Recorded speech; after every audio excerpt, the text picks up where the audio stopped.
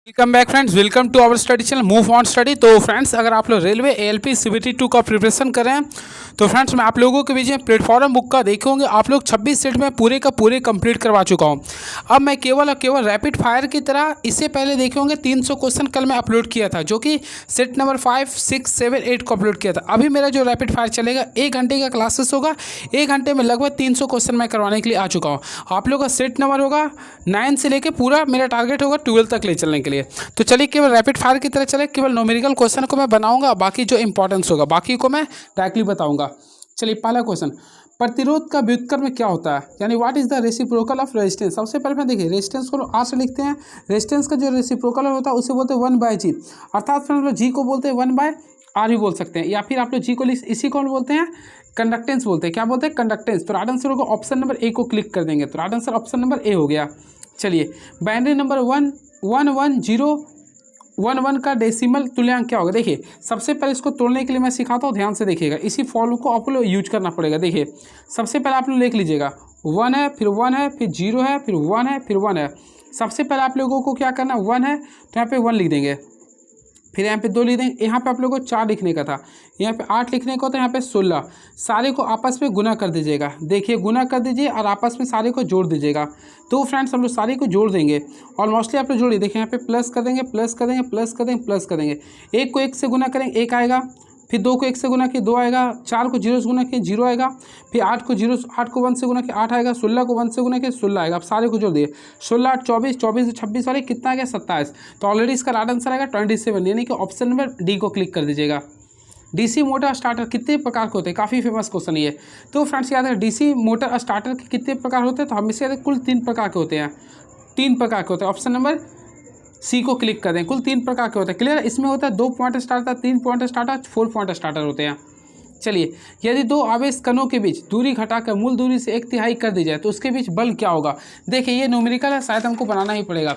तो फ्रेंड्स आप लोग को बनाने के लिए कुछ नहीं करना। देखिए आप लोग को बल निकालना है। सबसे पहले आप ऑटोमेटिकली पढ़े होंगे एफ का फॉर्मूला क्या होता है। देखिए सबसे पहले के लिखते हैं इंटू Q1 इंटू Q2 लिखते हैं। क्लियर है? बाय हम लोग क्या करते हैं R²। अब हम लोग यहाँ पे देखेंगे दूरी को क्या बोले 1/3 कर देते हैं। तो फ्रेंड्स याद रखिए जब भी 1/3 करेंगे तो हम लोग क्या करेंगे, देखिए सिंपल वे में क्या कीजिए 1/3 का स्क्वायर कर दीजिए ना, कितना आ रहा 9 आ रहा। तो ये आप लोग का 9 गुना हो जाएगा। तो यानी कि सिंपल वे में कीजिए तो F1 का जो वैल्यू आ जाएगा 9F हो जाएगा, यानी कि 9 गुना हो जाएगा। ऑप्शन है बिल्कुल। तो ऑप्शन नंबर बी को क्लिक कर देंगे। अभी केवल में रैपिड फायर चलेगा। चलिए नेक्स्ट क्वेश्चन, बहुत बड़ी वृत्त बनाने के लिए निम्नलिखित में कौन सा कंपास प्रयुक्त किया था। तो बहुत बड़े वृत्त बनाने के लिए लोग प्रयोग करते हैं, उसे बोलते हैं बीम। क्या बोलते हैं? बीम कंपास का प्रयोग करते हैं। तो ऑप्शन नंबर डी को क्लिक कर देंगे। देखिए प्रत्यावर्तक के क्षेत्र परिपथ की सप्लाई में उत्तेजित होती है। तो याद रखिए प्रत्यावर्तक के क्षेत्र परिपथ की डिस्ट धारा सप्लाई से उत्तेजित होती है। तो राइट आंसर करेंगे तो डिस्ट धारा, यानी ऑप्शन नंबर बी को क्लिक कर देंगे। Option number B is the right answer. Safety मानदंडों के अनुसार निम्नलिखित में कौन सा उपकरण एक सेफ्टी गैजेट नहीं है। तो पहला लिखा है welding goggles, screw driver, safety belt या सेफ्टी शूज। तो ऑप्शन के अकॉर्डिंग करेंगे तो देखिए स्क्रू ड्राइवर आप लोग का नहीं होगा। तो ऑप्शन नंबर बी को क्लिक कर देंगे। निम्नलिखित में से वह वाइंडिंग कौन सी है जिसमें प्रति पेज कॉइल्स की संख्या मशीनों में पोल्स की संख्या के बराबर होती है। तो 8वां क्वेश्चन कीजिएगा। तो 8वां के लिए राइट आंसर होगा ऑप्शन नंबर 1 होगा होल कॉइल वाइंडिंग, यानी पूर्ण कॉइल वाइंडिंग होगा। ऑप्शन नंबर ए को क्लिक कर देंगे। तो option number A is the right answer. चलिए and next question is now. तो क्वेश्चन नंबर नेक्स्ट आप लोग का निम्नलिखित चित्रों में से दिखाई गई रेती की पहचान करना। तो फ्रेंड्स इसमें अगर आप लोग देखिएगा 9 का राइट आंसर होगा ये आप लोग का रेस्ट कट, यानी रेस्प कट फाइल होगा। तो ऑप्शन नंबर बी को क्लिक कर, option number B is the right answer. चलिए नेक्स्ट क्वेश्चन, पीवीसी का सही रूप क्या है। सबसे पहले पीवीसी का फुल फॉर्म जानिए। इसे बोलते हैं पॉलीविनाइल क्लोराइड बोलते हैं। क्या बोलते हैं? Polyvinyl chloride. तो ऑप्शन नंबर हम लोग ए को क्लिक कर देंगे। Polyvinyl chloride, option number A को क्लिक कर देंगे। चलिए 10 का ऑप्शन नंबर पॉलीविनाइल क्लोराइड नहीं लिखी, सॉरी गलत लिख दिया मैं, पॉलीविनाइल क्लोराइड हो गया। ऑप्शन नंबर सी होगा। सॉरी मैं गलत बोल दिया था, सॉरी मैं गलत टिक लगा दिया था। कैथोड किरण दोलन दर्शी की संवेदनशीलता क्या होती है। तो फ्रेंड्स याद है कि कैथोड किरण दोलनशीलता की जो संवेदनशीलता होती है क्षैतिज एम्पलीफायर के बढ़त के समानुपाती होते हैं। तो ऑप्शन नंबर डी को क्लिक करेंगे। Option number D is the right answer. चलिए प्रकाश का रंग निर्भर करता है। तो हम इसे याद रखिए प्रकाश का रंग जो निर्भर करता है आवृत्ति और तरंग दैर्ध्य दोनों पर निर्भर करता है। तो ऑप्शन है, तो फ्रेंड्स प्रकाश की आवृत्ति पे भी निर्भर करता है, लेकिन प्रकाश की गति और तरंग दैर्ध्य दोनों लगा सकते हैं। तो ऑप्शन नंबर डी को क्लिक कर देंगे। Option number D is the right answer. तो प्रकाश का रंग प्रकाश की गति और तरंग दैर्ध्य दोनों पर निर्भर करता है। चलिए, मॉस्फेट के द्वारा परिपथ प्रतिबाधा की कोटि क्या होती है? मैं आप लोगों को कल बताया था फ्रेंड्स, मॉस्फेट का आप लोगों को पूर्ण अभी फुल फॉर्म नहीं बताऊंगा। मॉस्फेट का फुल फॉर्म होता है metal oxide field effect transistor, clear है। और फ्रेंड्स इसका कोटि का जो मान होता है वह 10⁸ ओम होता है, 10⁸ ओम होता है। एक बिना फिल्टर के रेक्टिफायर सर्किट का आउटपुट क्या होता है?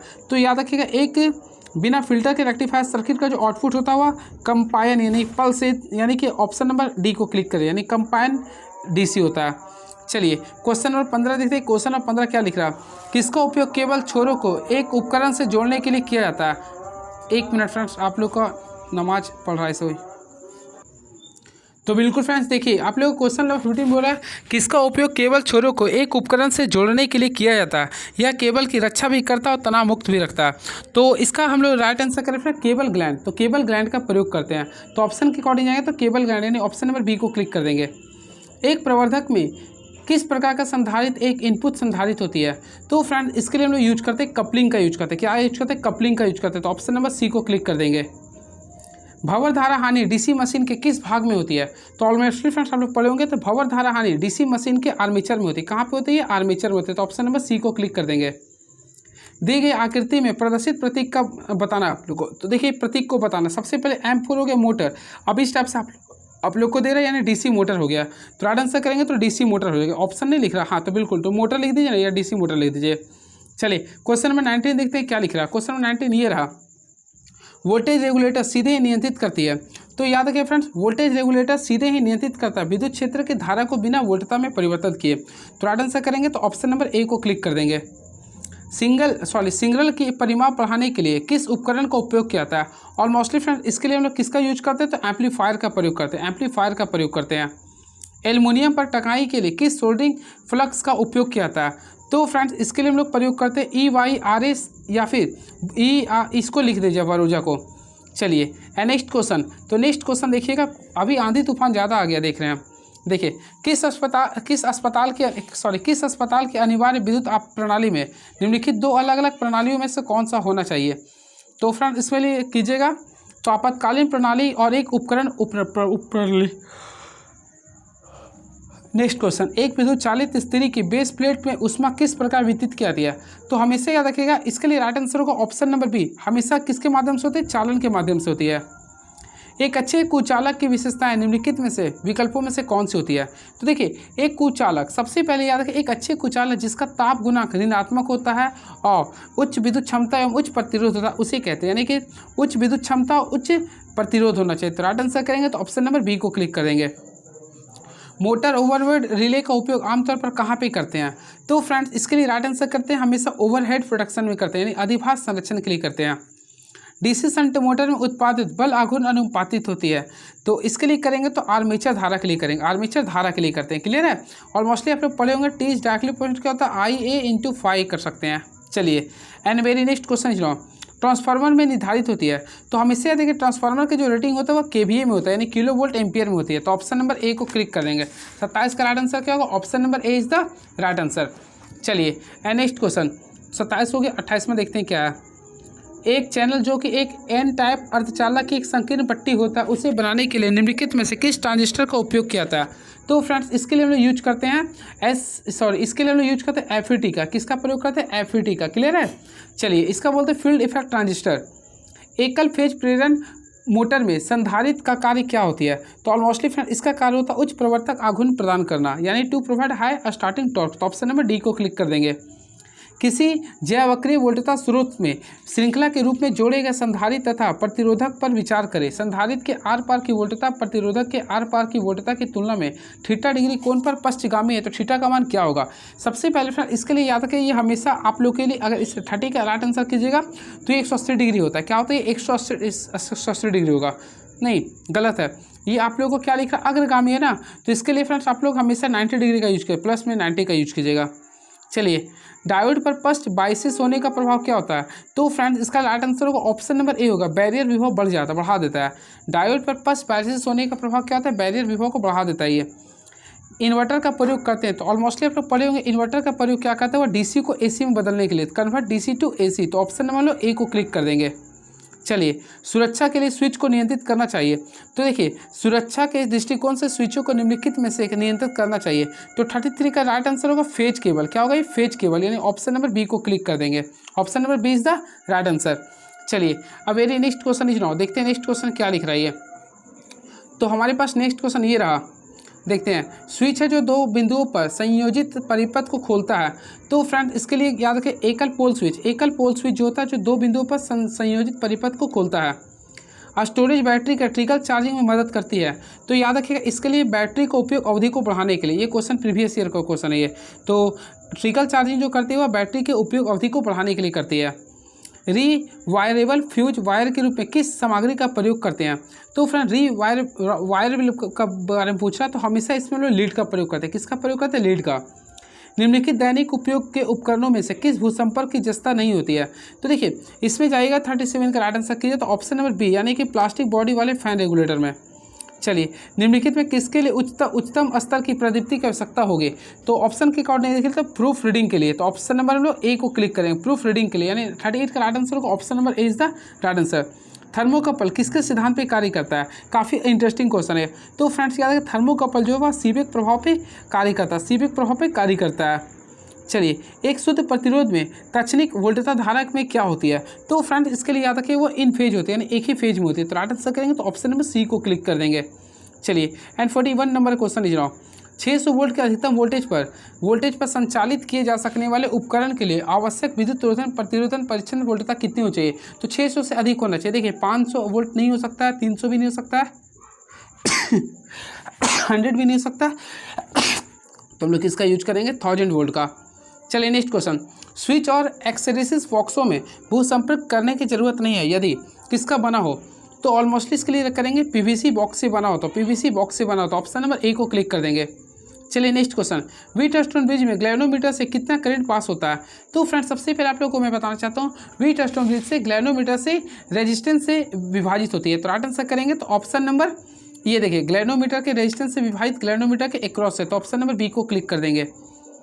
आवृत्ति जितनी होगी विद्युत का झटका उतना ही क्या होगा? तो फ्रेंड्स याद रखें, आवृत्ति जितना कम होता है बिजली का झटका उतना ही अधिक खतरनाक होता है। तो ऑप्शन के अकॉर्डिंग लिखिए, तो ऑप्शन नंबर सी को हम लोग क्लिक कर देंगे।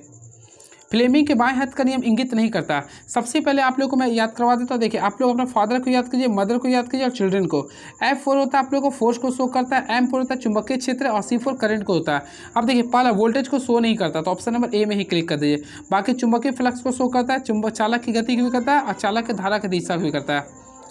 पारेषण प्रणाली में फीडर विद्युत भेजता है। तो फ्रेंड्स इसमें जो भेजता है वो डिस्ट्रीब्यूटर को। किसको भेजता है? डिस्ट्रीब्यूटर को। तो ऑप्शन नंबर बी को क्लिक कर देंगे। चलिए, and very next question is now. तो नेक्स्ट क्वेश्चन देखते हैं क्या लिख रही है। इंडस्ट्रियल वायरिंग एप्लीकेशन के लिए निम्नलिखित में से किसे हरे रंग से कोडित किया था? तो हरे रंग से किसे करते हैं? तो देखिए, हरे रंग से हम लोग प्रयोग करते हैं फ्रेंड्स, ऑलमोस्टली आप लोग पढ़े हुए होंगे। तो इसे हम लोग बोलते हैं अर्थ लाइन। क्या बोलते हैं? अर्थ लाइन, यानी अर्थ लाइन को हम लोग करते हैं। चलिए, निम्नलिखित में कौन सा मशीन विद्युत दक्षता को यांत्रिक ऊर्जा में परिवर्तित करती है? तो फ्रेंड्स इसके लिए हम लोग करते हैं सिंक्रोनस मोटर। सिंक्रोनस मोटर क्या करते हैं? विद्युत ऊर्जा को यांत्रिक ऊर्जा में बदल करती है। तो ऑप्शन नंबर बी को क्लिक कर देंगे। 50 हर्ट्ज की आवृत्ति पर 750 आरपीएम कोई गति से चल रहे 3 फेज मोटरों में पोल की संख्या क्या होगी? इसके लिए फ्रेंड्स हम लोग क्या करेंगे? देखिए, 750 से 750 कर देंगे। क्लियर है? बराबर हम लोग यहाँ पे 120 कर देंगे। फ्रीक्वेंसी कितना है? 50 हर्ट्ज है। और पोल की संख्या आप लोग निकालना है, तो हम लोग पोल के लिए पी कर दिए। आप लोग कैंसिलेशन कीजिएगा, तो 15 बार में कर दे, 15 बार में 120 आता है, 8 बार में। तो राइट आंसर ऑप्शन नंबर है बिल्कुल। तो ऑप्शन नंबर ए को क्लिक कर देंगे। चलिए, बैटरी आवेशित चार्ज करते समय विद्युत अपघटन तापमान से कितना से अधिक नहीं होना चाहिए?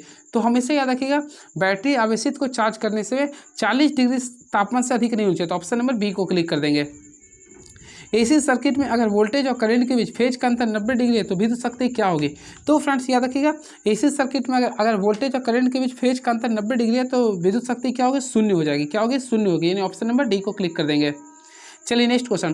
ट्रांसफार्मर की वाइंडिंग के लिए कौन सा वायर प्रयोग किया था?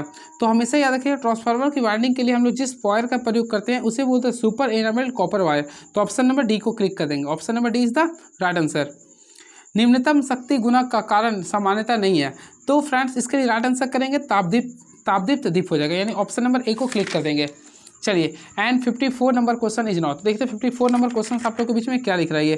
तो 54 नंबर, घरेलू सीलिंग पंख किसका उदाहरण है? तो ऑलमोस्टली ये एकल फेज प्रेरण मोटर का होता है। तो ऑप्शन नंबर ए को क्लिक कर दें, यानी घरेलू सीलिंग पंख जो होता है वो एकल फेज प्रेरण मोटर का उदाहरण होता है। चलिए अगला क्वेश्चन देखते हैं क्या लिख रहा है। निम्नलिखित में कौन सा संयोजन में उभयनिष्ठ उदासीन बिंदु होती है? तो हमेशा याद रखें स्टार में एक उभयनिष्ठ उदासीन बिंदु होता है। अगर किसी कंडक्टर में 40 कूलम चार्ज 4 सेकंड में से ज़्यादा समय तक प्रवाहित होती है तो करंट का मान क्या होगा? ऑलमोस्टली आई बराबर होता है क्या होता है क्यू बाई टी। क्यू का वैल्यू 40 लिख रहा, टी का वैल्यू 4 सेकंड लिख रहा। सॉल्व कीजिए, कितना आएगा 10 एम्पियर। तो हम लोग ऑप्शन के अकॉर्डिंग देखें तो ऑप्शन नंबर बी को क्लिक कर देंगे। Option number B is the right answer. चलिए अब नेक्स्ट क्वेश्चन, निम्न शीर्ष तथा ज़्यादा विसर्जन के लिए उपयोग किया गया जाने वाला जलीय टरबाइन कौन है? तो इसके लिए हम लोग जो प्रयोग करते हुआ कप्लान टरबाइन, यानी कि कप्लान टरबाइन, यानी ऑप्शन नंबर बी को क्लिक कर देंगे। चलिए इलेक्ट्रिक आर्क फर्नेस में प्रत्येक प्रयुक्त इलेक्ट्रोड कौन सी होती है? तो इसके लिए हम लोग यूज करते हैं कार्बन का। किसका प्रयोग करते हैं फ्रेंड्स? कार्बन का। याद रखिएगा इलेक्ट्रिक आर्क फर्नेस में प्रयुक्त इलेक्ट्रोड कौन सी होती है? तो वह कार्बन का होती है। प्रतिरोधक ऊर्जा को किस रूप में विलुप्त करता है? तो हमेशा याद रखिए प्रतिरोधक जो होता है ऊर्जा को किस रूप में करता है? तो हमेशा याद रखिए ऊष्मा के रूप में करता है, यानी ऑप्शन नंबर ए को क्लिक कर देंगे। निम्नलिखित में से किस विकल्प के द्वारा पी टर्मिनल बैटरी के धनात्मक सिरे से तथा एन टर्मिनल बैटरी के ऋणात्मक सिरे से संयोजित किया था? तो राइट आंसर करेंगे तो ये अग्र यानी फॉरवर्ड बायस में होता है। किसमें होता है? फॉरवर्ड बायस में होता है ये। चलिए निम्नलिखित में कौन सा घटक चुंबकीय क्षेत्र के रूप में संग्रहित ऊर्जा करता है?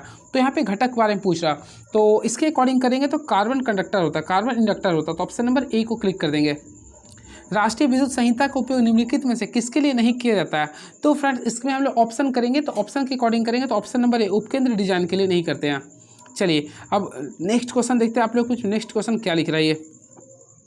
ट्रांसमिशन लाइन की वृद्धि प्रतिबाधा को परिभाषित करती है। तो इसके लिए राइट आंसर करेंगे √L/C करते हैं, √L/C हो जाएगा। चलिए एसी की अपेक्षा डीसी का मुख्य फायदा क्या है? तो देखिए एसी की अपेक्षा डीसी का मुख्य लाभ है कि डीसी को आसानी से स्टोर किया जाता है, डीसी को आसानी से स्टोर किया जाता है। ऑप्शन नंबर डी को क्लिक करेंगे।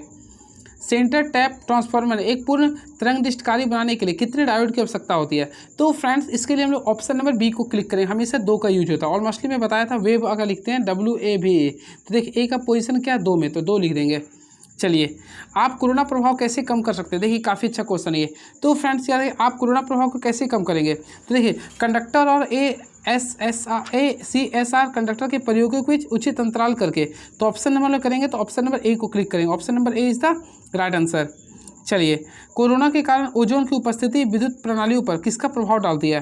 तो 67 का राइट आंसर करेंगे तो चालक के संचालन करके, यानी चालक के संचालन करके। तो ऑप्शन नंबर बी को क्लिक कर देंगे। चलिए प्रोग्रेसिव लैप या वेव वाइंडिंग में फ्रंट पिच कितनी होगी? तो याद रखिएगा देखिए फ्रंट पिच बोला ना, तो हमेशा याद रखिए फ्रेंड्स इसके लिए प्रोग्रेसिव लैंप में या वेव वाइंडिंग में फ्रंट पिच जो होता है बैक पिच से कम होता है। क्या होता है? कम होता है। तो ऑप्शन नंबर में क्या करेंगे? ए को क्लिक कर देंगे। चलिए नेक्स्ट क्वेश्चन, रोटरी कन्वर्टर में रोटर सॉफ्ट के एक और कम्यूटेटर स्थापित किया था जबकि दूसरे ओर क्या करते हैं? तो इसमें हम लोग रोटर के अन्य पक्ष को करते हैं। राइट आंसर करेंगे तो ऑप्शन नंबर डी को क्लिक कर देंगे। चलिए very next question is now. तो नेक्स्ट क्वेश्चन ये रहा, एक ट्रांजिस्टर में बहुत शक्ति खपत बिल्कुल निम्न होती है। तो देखिए 70 का राइट आंसर करेंगे तो ऑप्शन नंबर बी। तो एक ट्रांजिस्टर में बहुत निम्न वोल्टता पर शक्ति खपत बिल्कुल निम्न होती है। किसकी मदद के साथ एक एसी जनरेटर विद्युत ऊर्जा को बाहरी भाग के लिए संचालित करता है? तो फ्रेंड्स इसके लिए हम लोग करेंगे स्लिप रिंग। क्या करेंगे? स्लिप रिंग के लिए, यानी ऑप्शन नंबर ए को क्लिक कर देंगे। 3 फेज प्रेरण मोटर में स्टार डेल्टा स्टार्टर मुख्यतः किसके लिए प्रयोग करते हैं? तो हमेशा याद रखिए 3 फेज के लिए हम लोग अगर प्रयोग करते हैं तो इसमें हम लोग प्रयोग करते हैं प्रारंभिक धारा को कम करने के लिए, प्रारंभिक धारा को कम करने के लिए। तो ऑप्शन नंबर सी को क्लिक कर देंगे। लंबी दूरी का विद्युत यानी कि लंबी दूरी का पावर ट्रांसमिशन में किया जाता है, तो हमेशा याद रखिएगा इसका राइट आंसर होगा उच्च वोल्टेज के लिए। लंबी दूरी का विद्युत यानी पावर ट्रांसमिशन उच्च वोल्टेज पर किया जाता है। चलिए नेक्स्ट क्वेश्चन, एक डीसी जनित्र में आर्मेचर प्रतिक्रिया किससे उत्पन्न होती है? तो इसका राइट आंसर होगा क्षेत्र और आर्मेचर दोनों के द्वारा होता है, क्षेत्र और आर्मेचर दोनों के द्वारा होती है। कम वोल्टेज उपकरणों में 4000 वोल्ट पर मेगा टेस्ट करने के लिए पर्याप्त वोल्टेज रेटिंग क्या होती है? तो इसके अकॉर्डिंग करेंगे तो 500 वाट होगा। क्या होगा? 500 वोल्ट होगा। चलिए आंसर किसी को मैच करना तो आप लोग मैच कर सकते हैं। चलिए अब हम लोग चलते हैं, यानी कि 9 सेट हो गया। अब हम लोग सेट नंबर 10 में चलते हैं। तो चलिए सेट नंबर 3 देखते हैं क्वेश्चंस क्या है। चलिए पहला, एलटी और एसटी पाइप पर काम करने वाले इलेक्ट्रीशियन के पास क्या होना चाहिए? तो फ्रेंड इसके पास देखिए वायरमैन प्रमाण पत्र होना चाहिए। तो ऑप्शन नंबर ए को क्लिक कर देंगे। चलिए बड़ा हो जाए भाई सागर। हाँ देखिए 60 वाट और 25 वाट के दो लैंप समान वोल्टता अनुपात में, तो 25 वाट लैंप का प्रतिरोध क्या होगा? देखिए इसमें आप लोगों को सॉल्व करना पड़ेगा। तो फ्रेंड्स अगर आप लोग क्या बोला 25 वाट लैंप का प्रतिरोध क्या होगा, तो देखिए इसमें अगर सॉल्व कीजिएगा तो देखिए समान वोल्टता 60 वाट और 25 वाट के दो लैंप है, तो 25 वाट के लैंप का प्रतिरोध 60 ही वाट होगा। क्या होगा ये 60 वाट होगा, क्योंकि देखिए ऑलमोस्टली आप लोग पढ़े होंगे। देखिए आर का फार्मूला क्या, देखिए आप लोगों को बताना चाहता हूँ। सबसे पहले ये बताइए पी बराबर क्या होता है? पी बराबर होता है वी स्क्वायर बाय आर होता है। ऑलमोस्टली आप लोग पढ़े होंगे।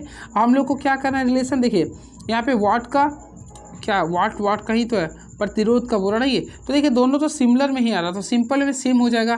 तो राइट आंसर करेंगे तो हम लोग को क्या रहेगा, यानी 60 बाय नहीं, यानी कि इसमें अगर कीजिएगा तो आप लोगों का क्या होगा। देखिए मैं आप लोगों को थोड़ा कंफ्यूज कर गया हूँ। देखो सबसे पहले आर का आप लोग फार्मूला जाने, तो आर का फार्मूला क्या होता है? वी स्क्वायर बाय क्या होता है? पी होता है। क्लियर है? इसके अकॉर्डिंग अगर पी अधिक होगा, देखिए मान ली पी अधिक होगा तो आर क्या होगा? कम होगा, कम होगा। उसी प्रकार पी कम होगा तो आर क्या होगा? अधिक होगा, यानी कि समान वोल्टता के लिए। तो ऑलमोस्टली क्या होगा 60 वाट लैंप से ज़्यादा होगा। तो ऑप्शन नंबर सी को क्लिक कर देंगे। प्रोटॉन पर उपस्थित आवेश क्या होता है? तो हमेशा याद इस पे जो होता है वह धन आवेश होता है। तो ऑप्शन नंबर डी को क्लिक कर देंगे। चलिए क्वेश्चन नंबर 4 देखते हैं क्या लिख रहा है। 3 संधारित्र की धारिता अनुपात 1:2:3 है, उसको आर पार वोल्टता अनुपात 3:2:1 है, तो संधारित्र में ऊर्जा भंडार क्या होगा? जब भी होगा तो आप लोग फार्मूला के अकॉर्डिंग कीजिए, हाफ सी वी स्क्वायर के अकॉर्डिंग कीजिएगा। तो देखिए आप लोग पढ़ोगे क्या होता है formula, half C V square करते हैं। क्लियर है? तो इसके अकॉर्डिंग करिए तो हाफ देखिए यहाँ पे कर दीजिएगा, तो आप लोग सिंपल में स्क्वायर कर ये आप लोग करेगा तो 3 का स्क्वायर क्या होगा 9 हो गया। उसी पर 2 का स्क्वायर क्या करेंगे तो 2 का स्क्वायर 4, 4 को 2 से गुना करेंगे 8 हो गया। 1 का स्क्वायर 1, 1 को 3 से गुना करेंगे 3, तो 9 8 3 होगा। तो ऑप्शन के अकॉर्डिंग चलेंगे तो 9 8 3, ऑप्शन नंबर बी को क्लिक कर देंगे।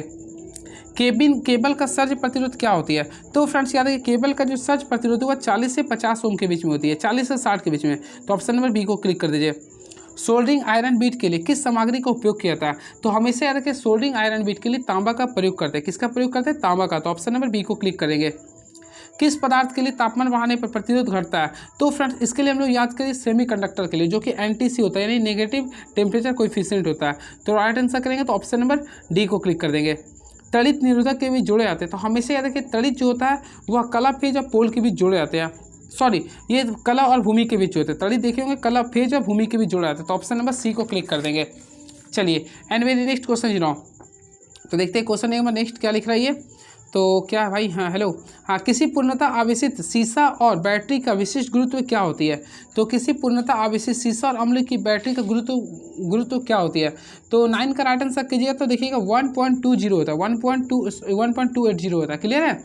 चलिए निकिल आयरन सिल्क धनात्मक प्लेट्स किसकी बनी होती है? देखिए नाम में ही काफ़ी निकिल, तो निकिल या निकिल हाइड्रोक्साइड होगा। क्या होगा? निकिल हाइड्रोक्साइड होगा। चलिए निम्नलिखित में कौन सा इंडक्टेंस का एक इकाई है? तो ऑलमोस्टली फ्रेंड इंडक्टेंस का इकाई क्या होता है मैं आप लोग को बताया था। तो इसका राइट आंसर होगा ऑप्शन नंबर बी होगा, वोल्ट सेकेंड प्रति एम्पियर। तो ऑप्शन नंबर बी को क्लिक कर दीजिएगा। एडी करंट का दूसरा नाम क्या है? तो एडी करंट का जो खोज किया था वह फैकल्टी नामक व्यक्ति ने किया था। इस वजह से फौकॉल्ट करंट बोलते हैं, क्योंकि उन्होंने इसका नाम दिया था। तो राइट आंसर करेंगे ऑप्शन नंबर सी को क्लिक कर देंगे। पावर फैक्टर का मान किसके किसके बीच होता है? तो ऑलमोस्टली फ्रेंड पावर फैक्टर का मान होता है 0 से लेकर 1 के बीच में होता है, 0 से लेकर 1 के बीच में होता है। शक्ति यानी कि पावर फैक्टर का फार्मूला क्या होता है? हमेशा याद रखें फ्रेंड पावर फैक्टर का जो फार्मूला होता है वह रियल पावर बटा रिलेटिव पावर होता है। तो ऑप्शन के अकॉर्डिंग जाएंगे तो ऑप्शन नंबर बी को क्लिक कर देंगे, रियल पावर बटा रिलेटिव पावर। ए और बी के बीच के भी प्रभावी प्रतिरोध कितना होगा? तो इसको अगर आप लोग सॉल्व कीजिए तो ऑप्शन नंबर बी आ जाएगा, यानी 1 ओम आ जाएगा। चलिए अभी मेरा रैपिड फायर चल रहा है केवल। स्टार डेल्टा संयोजन में संतुलित भार के लिए वे विद्युत शक्ति क्या होती है? तो फ्रेंड्स इसमें आप लोग को निकालने वाला पी, तो पी के लिए फार्मूला निकालिएगा। सबसे पहले क्या कीजिए √3 कर दीजिएगा। देखिए वी एल कीजिएगा फिर आई एल, यानी कि इस टाइप से करके आप लोग को cos थीटा करना पड़ेगा। क्लियर है? यानी कि लाइन वोल्टेज फिर लाइन करंट कीजिएगा। क्लियर है? तो ऑप्शन के अकॉर्डिंग करेंगे तो ऑप्शन नंबर ए को क्लिक कर देंगे। सॉरी ए को नहीं बल्कि कॉस होता है, तो कॉस है बिल्कुल। हाँ तो ऑप्शन नंबर सी को क्लिक कर देंगे। अगला क्वेश्चन, सिलिकॉन ट्रांजिस्टर का बैरियर विभव क्या होता है? तो देखिए सिलिकॉन, तो सिलिकॉन का होता है 0.7। कैसे याद कीजिए? देखिए 7 होता है और सिलिकॉन भी एस से लिखते, तो इस टाइप से आप लोग कभी नहीं भूलिएगा। चलिए तो ऑप्शन नंबर हम लोग क्या करेंगे सी को क्लिक कर देंगे। देखिए कैपेसिटर में युग्म अर्ध तरंगी यानी कि हाफ वेव रेक्टिफायर का उस रिपल फैक्टर क्या होता है। तो देखिए अगर आप लोग को हाफ के लिए बोला तो 1/2√3 FLC बोलेंगे, तो ऑप्शन नंबर जाएंगे तो ऑप्शन के अकॉर्डिंग है तो ऑप्शन नंबर 1 को ही क्लिक करेंगे, यानी कि अंडर रूट। देखिए इसका फॉर्म लिखे 1 बाय का क्या करेंगे 2 लिखेंगे, अंडर रूट 3 करेंगे, फिर फ्रीक्वेंसी करेंगे RL/C कर देंगे। चलिए फुल क्लियर आता है तो ऑप्शन नंबर बी करते हैं। कौन सी धारा नियंत्रित उपकरण है, तो ऑलमोस्टली फ्रेंड्स ऑप्शन के अकॉर्डिंग जाए तो बीजेटी धारा जो होता है एक प्रकार का नियंत्रित उपकरण होता है। चलिए नेक्स्ट क्वेश्चन, पावर वर्ग बी पावर एम्पलीफायर का रूपांतरण दक्षता कितनी होती है, तो वर्ग बी के लिए जो होता है याद रखिएगा इसके लिए 78% होता है। क्या होता है 78%, तो ऑप्शन नंबर बी को क्लिक कर देंगे। रेडिक्स 2 किसको दर्शाने के लिए प्रयुक्त किया था, तो हमेशा याद रखना रेडिक्स 2 जो होता है वो आप लोग को बाइनरी नंबर को दर्शाने के लिए करते हैं, तो ऑप्शन नंबर ए को क्लिक कर देंगे। चलिए प्लेट भू योजन के लिए पृथ्वी में गड्ढा कम से कम होना चाहिए, तो हमेशा याद रखिएगा इसके लिए 3 मीटर कम से कम होना चाहिए, 3 मीटर कम से कम होना चाहिए। विभव मापी यानी पोटेंशियोमीटर वायर पर विद्युत विभव 6 वोल्ट प्रति कूलम है, तो EMF 1.5 वोल्ट पर सेल के विद्युत तार का बेसलिंग लंबाई क्या होगी, तो फ्रेंड 23 का राइट आंसर कीजिएगा।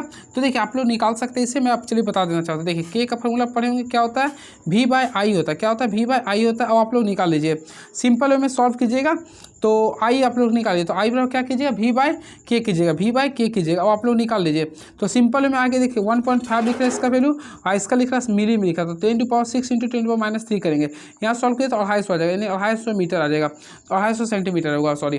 तो ऑप्शन है बिल्कुल, तो 250 सेंटीमीटर, ऑप्शन नंबर बी को क्लिक कर देंगे। क्लिट वायरिंग में खांचे बने होते हैं, तो मैं आप लोग को बताया था क्लिट वायरिंग में जो खांचे बने थे वो पोर्सिलिन के बने थे, तो ऑप्शन नंबर डी को क्लिक कर देंगे।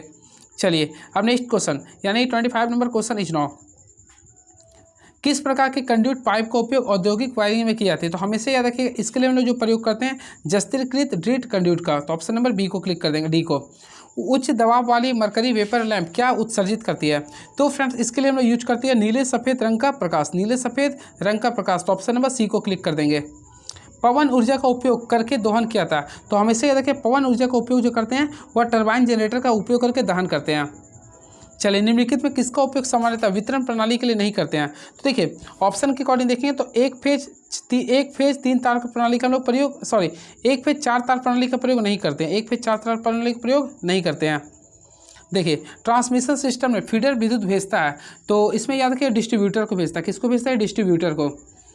असंतृप्त डीसी मशीन की आर्मेचर प्रतिक्रिया में परिणाम स्वरूप प्रभाव उत्पन्न करता है, तो इसके लिए करते हैं हम लोग रीमैग्नेटाइजेशन, यानी ऑप्शन नंबर सी को क्लिक कर देंगे। मोटर का वह कौन सा भाग है जो इस बात की पुष्टि करता है कि यह एक डीसी मोटर है, तो ऑलमोस्टली फ्रेंड जब भी डीसी मोटर शुरू करता है वो कम्यूटेटर करता है, कौन करता है कम्यूटेटर, यानी ऑप्शन नंबर ए को क्लिक कर देंगे। चलिए and very next question is now, तो नेक्स्ट क्वेश्चन देखते हैं क्या लिख रहा है। 31 हो गया, 32 क्वेश्चन, एक ट्रांसफार्मर डेल्टा स्टार कनेक्शन के लिए निम्नलिखित में कौन सा कथन सत्य है, तो देखिए डेल्टा स्टार कनेक्शन के लिए बोला ना, तो डेल्टा स्टार कनेक्शन के लिए वोल्टेज को स्टेप अप करने के लिए प्रयोग किया था, वोल्टेज को स्टेप अप करने के लिए प्रयोग किया था, तो ऑप्शन नंबर ए को क्लिक कर देंगे। चलिए स्टार डेल्टा स्टार्टर का एक लाभ है, तो हमेशा याद रखिए स्टार डेल्टा स्टार्टर का क्या लाभ होता है, तो ऑलमोस्टली फ्रेंड ये क्या कहता है लो स्टार्टिंग करंट होता है, क्या होता है लो स्टार्टिंग करंट होता है, तो ऑप्शन नंबर सी को क्लिक कर देंगे।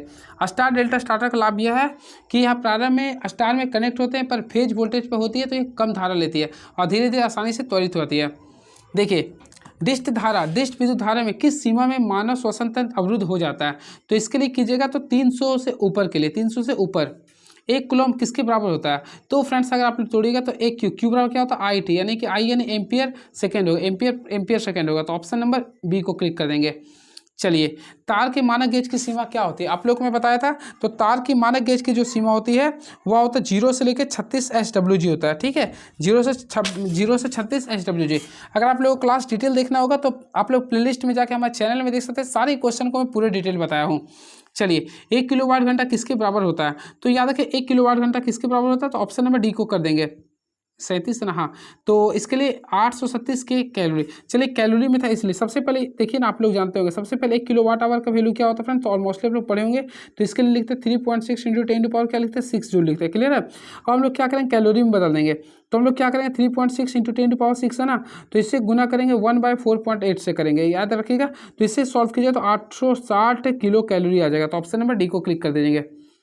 किसी बिंदु पर 20 वोल्ट विभव है, अनंत से इस बिंदु पर 0.5 कूलम आवेश लाने के लिए किया गया कार्य क्या होगा, तो अगर आप लोगों को कार्य निकालना तो डब्ल्यू बराबर क्या होता है, डब्ल्यू बराबर क्या कीजिए, वी क्यू कर दिए, वी क्यू कीजिए। तो वी का वैल्यू क्या लिख रहा है, 20 वोल्ट लिख रहा। चार्ज कितना लिखा है, 0.5। तो ऑलमोस्टली गुना कीजिएगा तो कितना है, 10 जूल आएगा। तो ऑप्शन है बिल्कुल, तो ऑप्शन नंबर हम लोग बी को क्लिक कर देंगे। चलिए, यदि एक परमाणु के संयोजी इलेक्ट्रॉनिक की संख्या 4 से कम है तो पदार्थ क्या होगा, जब भी 4 से कम है तो उसे बोलेंगे कंडक्टर। क्या बोले फ्रेंड्स, कंडक्टर। तो ऑप्शन नंबर हम लोग क्या करेंगे, कंडक्टर है, कंडक्टर। देखते हैं, तो कंडक्टर, बिल्कुल कंडक्टर या फिर गुड कंडक्टर बोलेंगे। तो ऑप्शन नंबर हम लोग ए को क्लिक कर देंगे। तो option number A is the right answer. Clear है। चलिए अगला क्वेश्चन देखते हैं क्या लिख रहा है ये। तारों के जोड़ में अस्थायी प्रकृति देने की प्रक्रिया को क्या कहते हैं। हमेशा याद रखें, तारों के जोड़ को अस्थायी प्रकृति देने की प्रक्रिया को सोल्डरिंग कहते हैं। क्या बोलते हैं, सोल्डरिंग। तो ऑप्शन नंबर ए को क्लिक कर देंगे। प्रतिवर्ती धारा परिपथ की प्रतिबाधा और प्रतिरोध 50 ओम और 20 ओम है तो शक्ति गुणांक क्या होगा। देखिए, शक्ति गुणांक को बोलते हैं पावर फैक्टर। पावर फैक्टर को हम लोग बोलते हैं आर बाय जेड फार्मूला होता है। ऑलमोस्टली देखिए, आर का वैल्यू भी लिख रहा है आप लोग का 20 लिख रहा और जेड का वैल्यू लिख रहा 50। अगर इसको सॉल्व कीजिएगा तो आप लोग का क्या आएगा, 0.4 आएगा, 0.4 आएगा। तो ऑप्शन है बिल्कुल, तो ऑप्शन नंबर हम लोग ए को क्लिक कर देंगे। चलिए, एक सफ़ेद बैगनी काला रंगीन रजिस्टर क्या होगा। देखिए, आप लोग को फिर से मैं बोल रहा हूँ, सबसे पहले याद कीजिए, बीबी बोले, बीबी रॉय, बीबी Roy great Britain, great Britain very good wife, very good wife, हर वाइफ चाहती है उसके पास सोना और चांदी। अब देखिए क्या बोला, एक सफ़ेद के लिए, तो सबसे पहले सफ़ेद के लिए कलर देखिएगा तो वाइट कहाँ, यहाँ पे आ रहा, क्लियर है।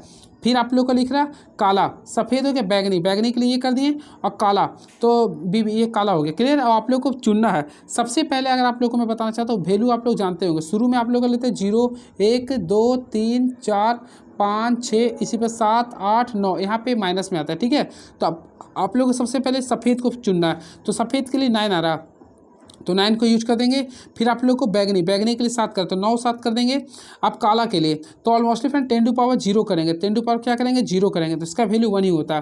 तो 97 गुना, देखिए मैं कलर को चेंज करके लिख देता हूँ। सबसे पहले क्या करेंगे, 97 लिख देंगे गुना 10 टू पावर 0 लिखेंगे, ओम होगा। तो ऑप्शन के अनुसार करेंगे तो 10 टू पावर 0 का वैल्यू 1 होता है, तो 97 ओम आएगा। तो ऑप्शन है बिल्कुल, तो ऑप्शन नंबर सी को क्लिक कर देंगे। तो 42 का ऑप्शन नंबर सी होगा, option number C is the right answer. चलिए, 1 एम्पीयर आवर किसके बराबर होता है। तो देखिए, 1 एम्पीयर जो बराबर होता है, अगर आप लोग निकालिएगा तो ये देखिए, सबसे पहले क्यू बराबर, देखिए आप लोग निकाले क्यू बराबर क्या होता है, आई टी होता है, ऑलमोस्टली जानते हैं। अब देखिए, आई को रहने दें, टी बराबर क्या होता है, 60 मिनट होता है, और 60 को 60 सेकंड से गुना कर दिए तो कितना आ गया, 3600 सेकंड आ गया। तो 3600 सेकंड होगा, 3600 सेकंड कूलम कर दीजिएगा, यानी कि 3600 कूलम है ऑप्शन, बिल्कुल बिल्कुल। तो ऑप्शन नंबर डी को क्लिक कर देंगे। चलिए नेक्स्ट क्वेश्चन, सोल्डरिंग से पहले किसी केबल के जोड़ को साफ करने के लिए इनमें से कौन सी चीज़ का इस्तेमाल करते हैं। तो किसका प्रयोग कर सकते हैं फ्रेंड, तो ऑप्शन के अकॉर्डिंग चलेंगे तो हम लोग इसमें सैंड पेपर का प्रयोग करेंगे, सैंड पेपर का प्रयोग करेंगे। स्प्लिट फेज इंडक्शन मोटर के स्टेटर को 2 वाइंडिंग होती है जिसे रनिंग वाइंडिंग और स्टार्टिंग वाइंडिंग कहते हैं। तो स्टार्टिंग वाइंडिंग में क्या होती है, तो फ्रेंड्स याद रखिए, स्टार्टिंग वाइंडिंग उच्च प्रतिरोध और कम इंडक्टेंस होती है, यानी high resistance and low inductance होती है। चलिए, पानी के पंप में प्रयुक्त मोटर क्या होता है, तो हमेशा देखिए पानी के पंप में जो प्रयुक्त मोटर होता है वो इंडक्शन मोटर होता है। क्या होता है, वो इंडक्शन मोटर। तो ऑप्शन नंबर डी को क्लिक कर देंगे। चलिए, वेरी नेक्स्ट क्वेश्चन इज रहा। तो नेक्स्ट क्वेश्चन देखते हैं 47 क्या लिख रहा है ये। चलिए आगे आप लोग को I3 का धारा निकालना है। देखिए, ये अपने आप लोग को किरचॉफ्स का नियम को फॉलो करना है। तो देखिए, इसमें देखिए सबसे पहले एक तरह के देखेंगे, देखिए I3 से चलते हैं। तो I3 देखिए ऊपर जाने वाला है, तो ये आप लोग को जाने वाला है, फिर कौन जाने वाला है, बाहर, यानी कि और कौन जाने वाला, सी भी देखिए बाहर जा रहा है ये, और कौन जा रहा है बाहर, तो बाहर बाहर बाहर I3 हो गया, I6 भी हो जा रहा। इसके साथ साथ देखिए I2 भी जा रहा, यानी कि सारे को हम एक साथ जोड़ देंगे। फिर आप लोग जो बच गया यानी I1 बच गया, तो I1 का वैल्यू कितना था, देखिए I1, तो फ्रेंड्स I1 का वैल्यू 4 लिख रहे हैं हम लोग, 4 एम्पियर लिखेंगे। फिर इसी के साथ साथ I4 भी देखिए अंदर आ रहा था, तो 10 लिखेंगे। फिर I5 का भी अंदर ही आ रहा था, 5 कर देंगे बराबर। यहाँ पे I2 कितना था, 8 था। I3 आप लोग को निकालना, और I6 का वैल्यू 2 था। यहाँ से सॉल्व करिए तो 9 एम्पियर आएगा, कितना आएगा, 9 एम्पियर। तो ऑप्शन है बिल्कुल, ऑप्शन नंबर सी को क्लिक कर देंगे। डिस्ट धारा मोटर की गति नियंत्रण करने के लिए कौन सा तकनीक सामान्य गति से अधिक प्रदान की जाती है। तो देखिए 48 है ना, तो 48 का राइट आंसर करेंगे तो ऑप्शन नंबर सी करेंगे, क्षेत्र नियंत्रक विधि, यानी ऑप्शन नंबर सी को क्लिक करेंगे। Option number C is the right answer. चलिए अब नेक्स्ट क्वेश्चन देखते हैं क्या लिख रही है। किसी इलेक्ट्रिक बूस्टर के लिए किस प्रकार के जनरेटर का उपयोग करते हैं। तो फ्रेंड्स याद रखिएगा, किसी भी इलेक्ट्रिक बूस्टर के लिए हम लोग सीरीज जनरेटर का प्रयोग करते हैं। किसका प्रयोग करते हैं, सीरीज जनरेटर का। दिए गए विकल्पों में से किसे सजावटी दीपक के रूप में उपयोग किया जाता है। तो हमेशा याद रखिए, इसके लिए हम लोग प्रवर्तक लैंप का प्रयोग करते हैं, प्रवर्तक लैंप करते हैं, यानी ऑप्शन नंबर करेंगे तो option number A is the right answer. यदि बैटरी की क्षमता 2800 मेगा एम्पियर है, मिली एम्पियर है, तो 1.5 एम्पियर धारा आपूर्ति करेगी। तो हम लोग सॉल्व करेंगे। ऑलमोस्टली फ्रेंड्स आप लोग को एच निकालना, तो हम लोग एच का वैल्यू क्या होता है देखिए। सबसे पहले क्या करेंगे देखेंगे, ये आप लोग का 28,000 है, इंटू मिली में था तो 10⁻³ कर देंगे, बाय 1.4 कीजिएगा, तो आप लोग का 120 मिनट आ जाएगा, यानी 2 घंटे पर 120 मिनट। तो राइट आंसर करेंगे तो 120 मिनट, यानी ऑप्शन नंबर सी को क्लिक कर देंगे। पिक फैक्टर का अनुपात क्या होता है, हमेशा याद रखिए पिक फैक्टर का जो अनुपात होता है यानी कि अधिकतम मान की तुलना में आरएमएस मान, यानी ऑप्शन नंबर डी को क्लिक कर देंगे। क्लियर है। तो या फिर आप लोग लिख सकते हैं उच्चतम मान। देखिए मैं लिख देता हूँ, उच्चतम मान बट्टा क्या होता है, प्रभावी मान। उच्चतम मान बट्टा क्या होता है, प्रभावी मान। ये भी आप लोग को याद रखना पड़ेगा। इसका जो वैल्यू होता है 1.414 होता है। क्लियर है। चलिए अब फॉर्म फैक्टर का क्या लिखते हैं, देखिए फॉर्म की अगर बातें करना चाहते हैं तो देखिए VRMS लिखते हैं, VRMS बट्टा V एवरेज, इसका वैल्यू होता है 1.11 होता है। चलिए अब क्वेश्चन नंबर 53 देखते हैं क्या लिख रहा है।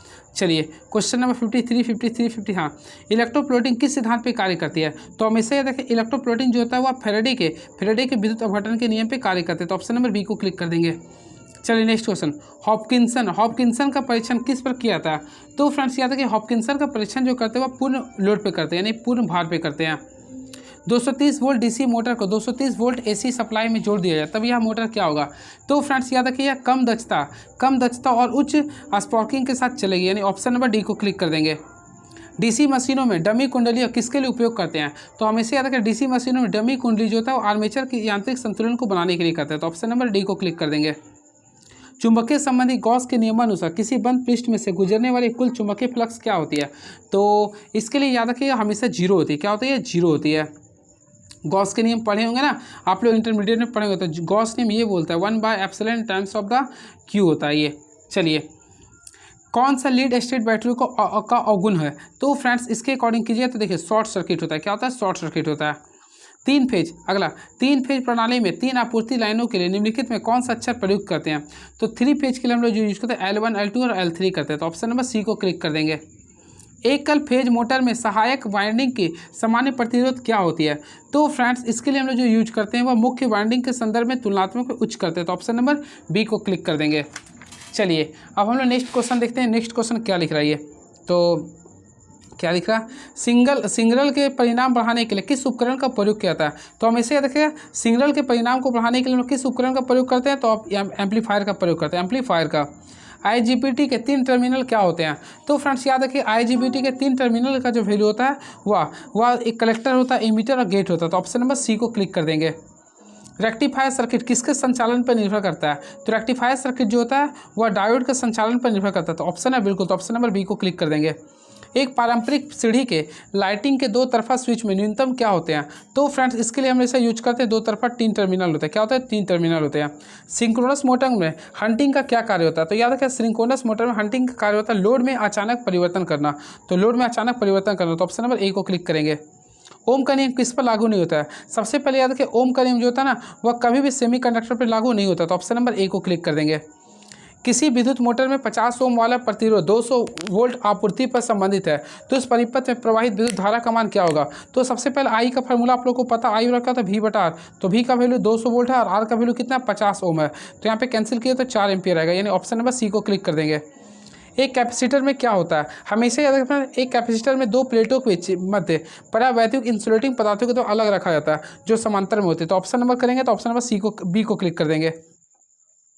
चलिए अब क्वेश्चन क्या बचा, 79 देखते हैं, 69। चलिए निम्नलिखित में कुल धारिता ज्ञात करना। देखिए फ्रेंड्स आप लोग का इसमें धारिता निकालना, ये आप लोग का ये कैपेसिटर का। तो ये समांतर क्रम में, तो समांतर क्रम में दोनों को क्या करते हैं, जोड़ देते। तो 8 कितना है, 16 माइक्रोफैराड बोलेंगे। तो ऑप्शन के अकॉर्डिंग 16 माइक्रोफैराड। तो ऑप्शन नंबर ए को क्लिक कर देंगे। तो 69 का right answer option number A is the right answer. कोई 8 पोल का प्रतिवर्तक 750 RPM पर चल रहे हैं, तो इसका प्रवर्तक क्या आवृत्ति क्या होगी। सबसे पहले देखिए RPM का वैल्यू 750 लिख रहा है, लेकिन 120 गुना फ्रीक्वेंसी आप लोग को निकालना है। फ्रीक्वेंसी को F मान लिए। अब यहाँ पे 8 पोल है, आप निकालिए। देखिए 8 का पारा में कितना माने 15, 15 का पारा में कितना 15 75 यानी 50 हर्ट्ज सारा। तो F का वैल्यू लिखिएगा तो 50 हर्ट्ज सारा। तो ऑप्शन के अकॉर्डिंग क्या करेंगे 50 हर्ट्ज, यानी ऑप्शन नंबर डी को क्लिक कर दीजिएगा। चलिए प्रत्येक 1 ओम के 3 प्रतिरोधों को संयोजित करके एक त्रिभुज बनाया जाता है, किन्हीं भी 2 कोनों के मध्य प्रतिरोध क्या होगा। देखिए जब भी स्टेप्स का क्वेश्चन आता है फ्रेंड्स, सबसे पहले क्या करते हैं हम लोग 2 को आगे श्रेणी में जोड़ेंगे। तो देखिए मान लीजिए कि आप लोग यहाँ पे ट्रायंगल बना रहे थे। देखिए हम लोग बन जाओ भाई भाई भाई हेलो। देखिए हम लोग बना रहे हैं, देखिए ट्रायंगल देखिएगा, थोड़ा सा बन जाता है तो बहुत अच्छी बात है। देखिए यहाँ पे लोग ट्रायंगल बना रहे हैं ये, अरे भाई बन जाना, ये ट्रायंगल बनाना है, उसमें फिर प्रतिरोध भी देना है। तो देखिए इस टाइप से अगर आप लोग बनाते हैं ट्रायंगल, ठीक है, देखिए आप लोग को इस टाइप से ट्रायंगल बनाना। अब इसमें से चलिए प्रतिरोध देते हैं। सबसे पहले लोग यहाँ पे इस टाइप से प्रतिरोध दे दीजिए, इसमें भी आप लोग इस टाइप से दे दीजिए, इसमें इस टाइप से दे दिए। क्लियर है, प्रतिरोध हो गया। सारे का वैल्यू कितना लिखना है, 1 ओम लिखना है, यहाँ भी 1 ओम लिखना है, यहाँ भी क्या लिखना है 1 ओम। तो हम लोग क्या करेंगे, सबसे पहले इसको जोड़ेंगे। तो देखिए हम लोग इसको जोड़ेंगे तो आप लोग बताइए क्या आप लोग का, देखिए इस टाइप से आएगा ना, एक तो आप लोग का इस टाइप से ही रहेगा। तो ये 1 ओम था, ये भी 1 ओम था, ये भी 1 ओम था, तो यहाँ पे 2 ओम आ गया, इसका 1 था। तो हम लोग क्या करें, इसको निकालने के लिए सबसे पहले क्या करेंगे, देखिए सबसे पहले 1/2 कर देंगे, प्लस क्या करेंगे 1/1 के रूप में लेंगे, तो ऑलमोस्टली क्या करेंगे 3/2 आएगा। तो हम लोग को आर ए बी अगर निकालने बोलता तो अपोजिट कर देंगे, यानी 3/2/3 हो जाएगा, 2/3 हो जाएगा, तो 2/3 होगा। ये सब इजी क्वेश्चन है ये। मोटर कन्वर्टर सेट एक मोटर और एक जनरेटर में बनाया गया समग्र उपकरण है जिसे कपल किया था। तो इसके लिए हम लोग राइट आंसर करेंगे, ऑप्शन नंबर डी को करेंगे। चलिए सप्लाई आपूर्ति जब 50 हर्ट्ज होती है तो 12 ध्रुव सिंक्रोनस मोटर का तुल्यांकित गति क्या होगी। देखिए फार्मूला यूज कीजिए, 120 इंटू फ्रीक्वेंसी 50 कीजिए बाय पी का यूज कीजिए 12, कैंसिल करिए 10 टर्म में कितना आ गया 500 आ गया। तो ऑप्शन के अकॉर्डिंग ऑप्शन नंबर डी को क्लिक कर देंगे। 2 वैल्यू कैपेसिटर रन मोटर के प्रदर्शन की वर्गीकृत किया था। तो इसके लिए हम लोग करते हैं इसकी भारी लोड को स्टार्ट करने की दम क्षमता के द्वारा। चलिए ट्रांसफार्मर में ब्रीदर का प्रमुख जेल क्या होती है, अरे भाई ये तो लगता है, हाँ रुके देखते हैं आप लोग। हाँ तो ट्रांसफार्मर में प्रयुक्त ब्रीदर जेल भाई, हाँ तो ब्रीदर जेल जो होते हैं हमेशा याद रखिए, ट्रांसफार्मर में ब्रीदर जेल जो होता है उसमें सिलिका जेल होता है। क्या होता है फ्रेंड्स, सिलिका जेल। तो ऑप्शन के अकॉर्डिंग ये लिख तो नहीं रहा, लेकिन याद रखिए सिलिका जेल होता है। देखिए मैं लिख देता हूँ, इसमें क्या होता है सिलिका जेल होता है, ये याद रखिएगा। यानी ट्रांसफार्मर का जो ब्रीदर होता है उसमें सिलिका जेल का प्रयोग करते हैं। क्लियर है, और ब्रीदर के द्वारा शुष्क वायु ट्रांसफार्मर में पहुँचती है। ऑलमोस्टली आप लोग इसके बारे में 3-4 यूनिट मैं बताता हूँ। अगर देखिए शुद्ध सिलिका जेल का रंग, शुद्ध सिलिका जेल का रंग जो होता है वह नीला होता है। क्या होता है, नीला। और वही आर्द्रता वाले होगा यानी खराब का जो होता है वह गुलाबी होता है। क्या होता है, ये गुलाबी होता है। इस चीज़ को भी आप लोग याद रखिएगा। चलिए कैसा लगा आप लोग बताइएगा। यानी कि मैं टोटल 150 क्वेश्चन करवा दिया हूँ। आप लोग कन्फ्यूजन होगा तो मैच करवा सकते हैं। चलिए अब सेट नंबर 3 का स्टार्ट करते हैं, 11। तो 11 मैं सोच रहा हूँ पूरे डिस्कस कर दूंगा। चलिए 11th नंबर, पृष्ठ क्षेत्र की वर्गता की जांच करने के लिए किस उपकरण का उपयोग करते हैं। तो फ्रेंड्स याद रखें, पृष्ठ क्षेत्र की जांच के लिए हम लोग किसका प्रयोग करते हैं, गुनिया का प्रयोग करते हैं, गुनिया। चलिए गुनिया का प्रयोग करते हैं। इलेक्ट्रॉन के प्रवाह को क्या कहते हैं, तो इलेक्ट्रॉन के प्रवाह को हम लोग बोलते हैं धारा। क्या बोलते हैं, धारा, यानी आवेशों के प्रवाह को धारा बोलते हैं। किसी विद्युत परिपथ में प्रतिरोधक का प्रयोग किस लिए करते हैं, ऑप्शन लिख रहा, विद्युत धारा के प्रवाह को घटाने के लिए, विद्युत धारा के प्रवाह को रोकने के लिए, विद्युत धारा के प्रवाह परिवर्तित करने के लिए, या विद्युत धारा के प्रवाह को बढ़ाने के लिए।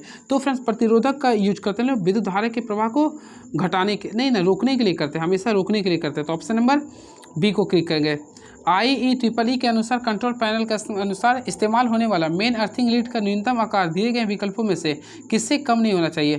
तो देखिए हमेशा याद रखें 8 SWG कॉपर या जर्मेनियम आयरन, यानी कि इससे कम नहीं होना चाहिए। क्लियर है, तो SWG का फुल फॉर्म याद रखा, स्टैंडर्ड वायर गैंग होता है। क्लियर है, GI होता है गैल्वेनाइज्ड आयरन होता है। सॉरी मुझसे गलती हो गया था।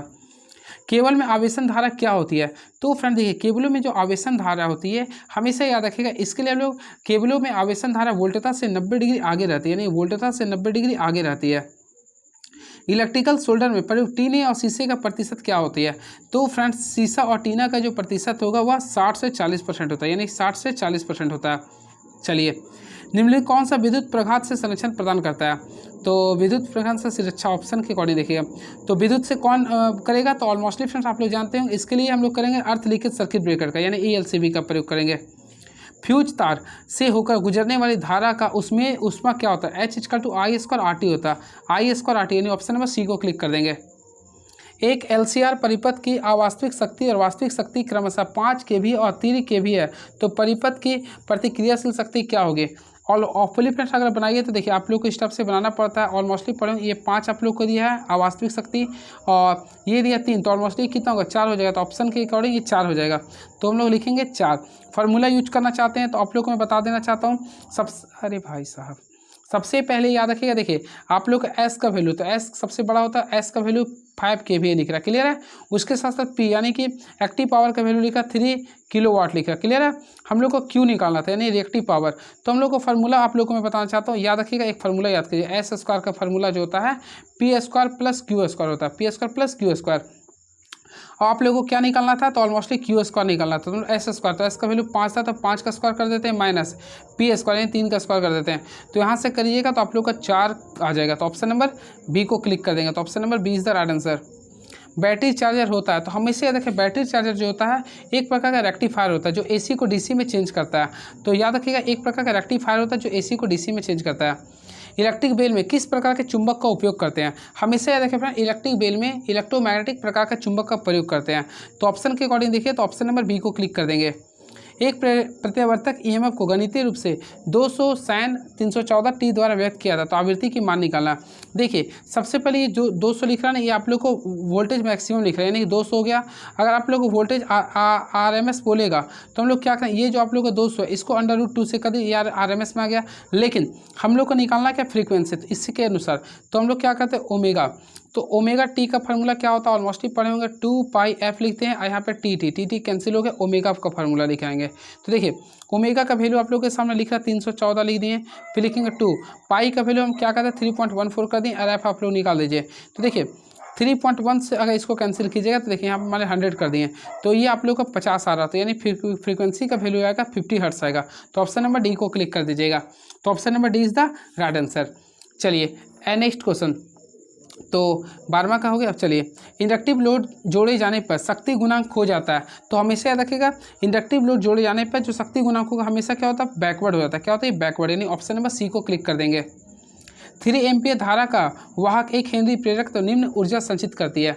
तो इसके लिए अगर कीजिएगा ना तो इसमें अगर कीजिएगा ना तो इसमें जो होता है, देखिए मैं बताना चाहता हूँ इसके लिए फार्मूला यूज किया। सबसे पहले बोलते हैं हाफ एल स्क्वायर करते हैं, LI स्क्वायर करते हैं। तो एल का वैल्यू कितना लिख रहा है, एल का वैल्यू लिख रहा है 3, क्लियर है। तो 3 का स्क्वायर कर देंगे, नहीं क्या बता रहे सागर भाई, देखिए हाफ करेंगे LI स्क्वायर करते हैं, क्लियर है। तो देखिए हाफ है हाफ कर देंगे, एल का वैल्यू 1 हेनरी लिख रहा है, आई का वैल्यू लिखा 3, तो 3 का स्क्वायर 9, यहाँ से सॉल्व किया तो 4.5 आएगा, 4.5 जूल आएगा। ऑप्शन है नहीं, तो राइट आंसर करेंगे इनमें से कोई नहीं, यानी ऑप्शन नंबर डी को क्लिक कर देंगे। चलिए अब नेक्स्ट क्वेश्चन, एक 10 ओम प्रतिरोधक को एक 6 वोल्ट सेल से जोड़ा जाता है जिसका आंतरिक प्रतिरोध 2 ओम है, तो उस 10 ओम प्रतिरोधक के आर पार की वोल्टता कितनी होगी। देखिए अगर आप लोग इसे सॉल्व करते हैं फ्रेंड्स तो आप लोग काफ़ी आसानी से बना सकते हैं। सबसे पहले आप लोग श्रेणी क्रम में जुड़े होने के कारण धारा मान क्या होता है प्रवाहित होती है। तो हम लोग क्या करेंगे 6 है 6 कर देंगे, अब दोनों को ऐड करेंगे 2 + 10 कर देंगे। तो यहाँ पे करेंगे तो 1 प्लस यहाँ पे क्या 6 + 12 आ गया, सॉल्व किया तो 0.5 एम्पियर आ गया, 0.5 एम्पियर आ गया, क्लियर है। तो आप लोग को 10 के क्रॉस करना है, तो हम लोग क्या करेंगे 10 के क्रॉस किया तो 10 गुना 0.5 कर देंगे, तो राइट आंसर आएगा 5 वोल्ट। तो ऑप्शन नंबर सी को क्लिक कर देंगे। चलिए अब हम लोग नेक्स्ट क्वेश्चन देखते हैं क्या लिख रहा है ये। तो 16वां नंबर, एक ट्रांजिस्टर की धारा लब्धि बीटा 19 है तो अल्फा का मान क्या होगा। देखिए मैं आप लोगों को फार्मूला बताता, अरे भाई क्या हो रहा है ना, अल्फा का फार्मूला देखिए, अल्फा का फार्मूला लिखते हैं सबसे पहले बीटा लिखते हैं, क्या लिखते हैं बीटा इंटू 1 - बीटा लिखते हैं। इस फार्मूला पे बैठाइए, तो बीटा का वैल्यू लिख रहा है कितना 9 है। देखिए बीटा का वैल्यू 19 था तो 19 कर देंगे, फिर 1 - बीटा कर देंगे, 1 - से बीटा यानी 1 - 19 कर देंगे। तो इसके सॉरी यहाँ पे इसमें अल्फा क्या हो गया, देखिए सॉरी अल्फा का फार्मूला होता है, देखिए अल्फा का फार्मूला होता है बीटा इंटू 1 + बीटा करते हैं, क्लियर है।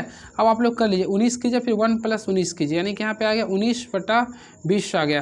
तो इसको सॉल्व कीजिएगा तो आपके बीच में आएगा 0.95 आएगा, 0.95 यानी ऑप्शन के अकॉर्डिंग करेंगे तो ऑप्शन नंबर ए को क्लिक कर देंगे। Option number A is the right answer. चलिए निम्नलिखित में कौन एक त्रिसंयोजी अशुद्धि नहीं है। तो देखिए सबसे पहले त्रिसंयोजी में आप लोग का देखिएगा बोरॉन, गैलियम, इंडियम, फास्फोरस। तो इसमें आप लोग याद करें फास्फोरस नहीं होगा, क्या होगा फास्फोरस नहीं होगा, क्लियर है। बाकी याद कर लीजिए, देखिए बैगन, आलू, गाजर, इन थैला, ये सारे आप लोग का आता है त्रिसंयोजी में आता है, क्लियर है। चलिए एक पूर्ण तरंग दृष्टकारी में PIV क्या होता है, तो हमेशा पूर्ण के लिए 2Vm कर देंगे, ऑप्शन नंबर बी को क्लिक कर देंगे। एक NPN ट्रांजिस्टर के लिए यदि base emitter junction forward bias में है और base collector junction reverse bias में, तो ऑपरेशन का तरीका क्या होगा। तो हमेशा याद रखें इसमें फॉरवर्ड एक्टिव होगी, क्या होगा फॉरवर्ड एक्टिव होगा। तो ऑप्शन नंबर ए को क्लिक कर देंगे। क्लासिक एम्पलीफायर की कार्य क्षमता कितनी होनी चाहिए, तो इसके लिए आप लोग याद रखें 70 से 75% होना चाहिए, 70 से 75% होना चाहिए।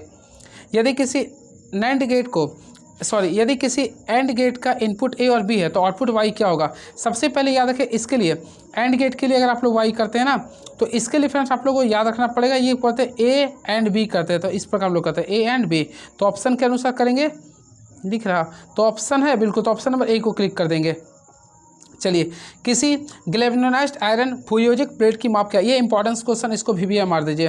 तो इसके लिए होता है 60 गुना 60 गुना 6.35 होता है, 35 mm होता है। इसको क्लिक कर दीजिए, सॉरी यूनिट के अकॉर्डिंग देखना पड़ेगा, सेंटीमीटर सेंटीमीटर इंटू mm, बिल्कुल सही है। तो ऑप्शन नंबर सी को क्लिक कर, ये इंपॉर्टेंट है, इसको क्लिक कर दिए, क्वेश्चन आएगा पेपर में। एक ट्रांजिस्टर में बीटा का वैल्यू 200 है, यदि संग्राहक धारा 15 माइक्रो एम्पियर है, सॉरी मिली एम्पियर है, तो बेस धारा का मान क्या होगा? देखिए, सबसे पहले बीटा यानी कि बेस, बीटा का वैल्यू कितना लिख रहा है? 200 लिख रहा है, ठीक है। आई यानी कलेक्टर का वैल्यू लिख रहा है आप लोग का 15 मिली एम्पियर लिख रहा, तो हम लोग को बीटा का वैल्यू निकालेगा, तो ऑलमोस्टली पढ़ेंगे आई सी यानी आई कलेक्टर बाय आई बी करते हैं। अब यहाँ से आप लोग फार्मूला के अकॉर्डिंग कीजिएगा, तो यहाँ पे काम कीजिए ना, यहाँ पे वैल्यू कितना देता है? 15 गुना 10 टू पावर क्या करेंगे? -3 कर देंगे, और यहाँ पे लोग 200 से डिवाइड कर देंगे, तो सॉल्व करेंगे तो 0.075 आएगा, 0.075 m आएगा, ये मिली एम्पियर आएगा। तो ऑप्शन के अकॉर्डिंग जाएंगे, तो ऑप्शन के अकॉर्डिंग जाएंगे, तो ऑप्शन नंबर सी को क्लिक कर देंगे। चलिए, ISI के अनुसार विद्युत वाटर हीटर के ढांचे और संयोजन केबल के बीच इंसुलेशन प्रतिरोध कितना होना चाहिए? तो फ्रेंड्स याद रखिए, इसके बीच जो होना चाहिए आप लोग का 1 मेगा ओम होना चाहिए। कितना होना चाहिए? 1 मेगा ओम होना चाहिए। घरेलू वायरिंग एवं छोटी इकाइयों के लिए सुरक्षा उपाय के लिए निम्नलिखित में से किसका उपयोग किया था? तो हमेशा याद रखें, इसके लिए हम लोग MCB का प्रयोग करते हैं, यानी मिनिएचर सर्किट ब्रेकर का यूज करते हैं। चलिए, अब नेक्स्ट क्वेश्चन देखते हैं क्या लिख रहा है ये। तो नहीं, दीपक दक्षता की इकाई क्या होती है? तो फ्रेंड्स याद है, दीपक दक्षता की जो इकाई होती है ल्यूमेन प्रति वाट होता है, ल्यूमेन प्रति वाट, यानी ऑप्शन नंबर बी को क्लिक कर देंगे, option number B is the right answer. चलिए, विद्युत शक्ति के संचरण और वितरण के लिए निम्नलिखित में से किस पदार्थ का उपयोग नहीं करते हैं? तो याद रखिएगा, इसमें हम लोग टंगस्टन का उपयोग नहीं करते, तो ऑप्शन नंबर सी को क्लिक कर देंगे। चलिए, एक एम्पलीफायर का धारा लाभ बिना फीडबैक के 400 है, तो ऋणात्मक फीडबैक के धारा लाभ क्या होंगे? तो इसके लिए अगर हम लोग करेंगे तो ऑप्शन नंबर, यानी कि इसके लिए बोला ना, तो ऑप्शन नंबर बी को क्लिक करेंगे, यानी 80 होगा। क्या होगा? 80 होगा। चलिए, आप लोग सोच रहे हो कैसे हम बता रहे हैं, देखिए फार्मूला होता है ए एफ फीडबैक निकालना है, तो फार्मूला लिखते हैं, ए लिखते हैं बाय 1 + a इंटू क्या लिखते हैं? बीटा करते हैं। अब फार्मूला के अकॉर्डिंग सॉल्व कर लीजिएगा तो आ जाएगा। देखिए, चलिए सॉल्व भी कर देते हैं। देखिए, ए का वैल्यू कितना था? तो ए का वैल्यू 400 दिया था, 400 कर देंगे, प्लस 1 है 1, फिर ए का वैल्यू 400 था, अब बीटा का वैल्यू कितना था? होता 0.01 कीजिएगा, क्लियर है। और आप लोग सॉल्व कीजिए तो 80 आ जाएगा। चलिए, सुरक्षा के IE नियम के अनुसार स्वीकार्य आवृत्ति कितनी भिन्नता क्या होती है? तो याद रखिए, इसके, अरे भाई वाह, हाँ, इसके लिए फ्रीक्वेंसी का जो भिन्नता होता है वो ±3% होती है, प्लस माइनस वैसे होता है 3% होती है। DC मोटर में बैंक EMF या पश्च विद्युत वाहक बल की अवधारणा आधारित होती है, तो ये लेंज के नियम पर आधारित होती है। किसके नियम पर आधारित होती है? लेंज के नियम पर, यानी ऑप्शन नंबर सी को क्लिक कर देंगे। डिस्ट धारा मोटर के आर्मेचर द्वारा विकसित यांत्रिक शक्ति किसके बराबर होती है? तो इसके लिए किया तो आर्मेचर धारा गुना पश्च विद्युत वाहक बल, यानी ऑप्शन नंबर ए को क्लिक कर देंगे। ताम्र हानि किसके नगण्य होते हैं? तो फ्रेंड्स याद है कि ताम्र हानि जो होती है वह नो लोड पर नगण्य होती है, यानी नो लोड पर नगण्य होती है। एक 80% दक्षता वाली 2 किलोवाट मोटर को 5 घंटे तक अधिकतम भार पर चलाए जाने पर कितनी ऊर्जा व्यय होगी? तो इसके लिए आप लोग को सॉल्व करना पड़ेगा। तो फ्रेंड्स सॉल्व कीजिएगा तो देखिए, सबसे पहले क्या करेंगे? 10 से 10 करें, 10 को किससे गुना कर? 80 बाई क्या करेंगे? 100 करेंगे, और आप लोग सॉल्व कीजिएगा तो क्या आएगा? 8 किलोवाट आएगा, 8 किलोवाट आवर आएगा। तो ऑप्शन के अकॉर्डिंग करेंगे तो ऑप्शन नंबर सी को क्लिक कर देंगे। चलिए, कपास या अन्य कपड़े के कारण लगने वाले आग को बुझाने के लिए कौन सा अग्निशामक का प्रयोग करेंगे? तो हमेशा याद रखें, इसके लिए हम लोग ड्राई केमिकल का प्रयोग करेंगे, तो ऑप्शन नंबर ए का प्रयोग करेंगे। चलिए, अब 35 नंबर क्वेश्चन देखते हैं क्या लिखा।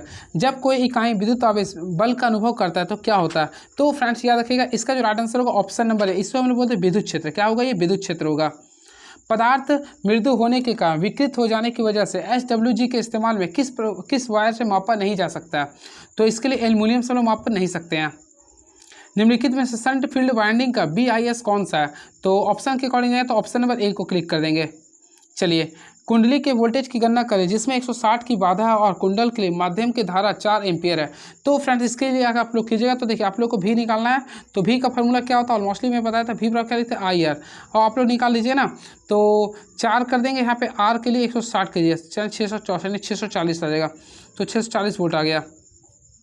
तांबे का गलनांक कितना होता है? हमेशा तांबे का गलनांक 1085 डिग्री सेल्सियस होता है, तो ऑप्शन नंबर सी को क्लिक कर देंगे। इसको बनाना है बुलियन एक्सप्रेशन के अकॉर्डिंग, तो इसका सॉल्व किया तो ऑप्शन नंबर डी को क्लिक कर दीजिएगा। टांका की क्रिया में प्रवाह का मुख्य उद्देश्य क्या होता है? तो टांका की क्रिया में प्रवाह का मुख्य उद्देश्य होता है धातु की सतह को साफ और ऑक्साइड मुक्त करना। मानव शरीर की गीली त्वचा का प्रतिरोध कितनी सीमा तक होनी चाहिए? तो फ्रेंड्स इसके लिए होना चाहिए 1 किलो ओम होना चाहिए, ऑप्शन नंबर सी को क्लिक करेंगे।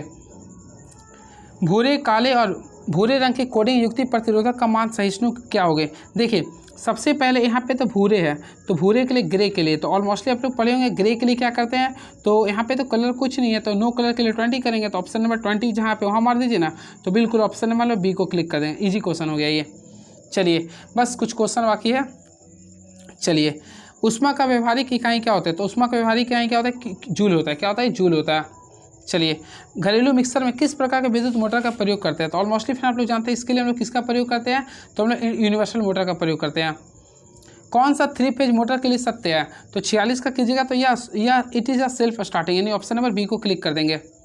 आइसोलेशन ट्रांसफार्मर का घुमाव अनुपात क्या होता है, तो 1:1 होता है। ऑप्शन है बिल्कुल, तो 1:1 कर देंगे। Option number 1 is the right answer.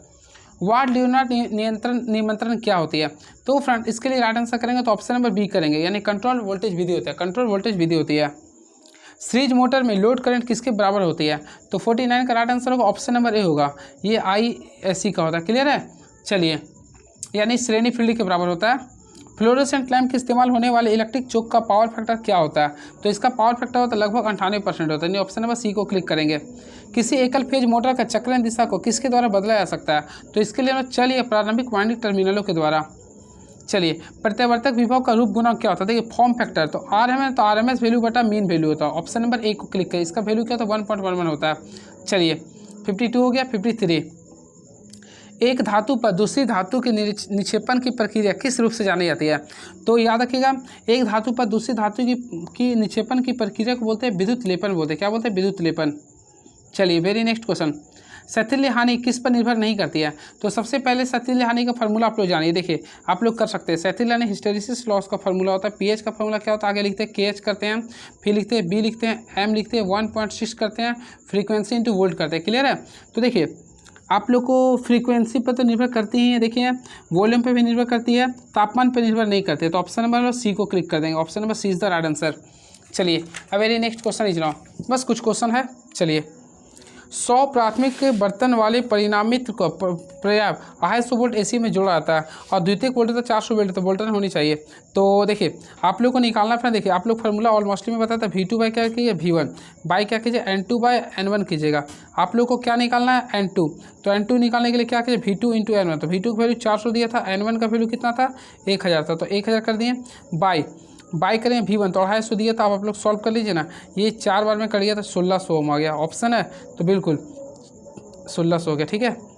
Stator और आर्मेचर के बीच छोटा सा एयर गैप क्या होता है, तो याद रखना, स्टेटर और इसके बीच जो छोटा सा गैप होता है उसे बोलते हैं मजबूत चुंबकीय फील्ड देता है ये। चुंबकीय प्रवाह घनत्व के SI इकाई क्या होती है, तो इसका राइट आंसर होगा ऑप्शन नंबर बी होगा, यानी कि टेस्ला होती है। सेल के शॉर्ट सर्किट का कारण क्या हो सकती है, तो हमेशा याद रखिएगा ऑप्शन नंबर सी होगा, दोषपूर्ण सेपरेटर।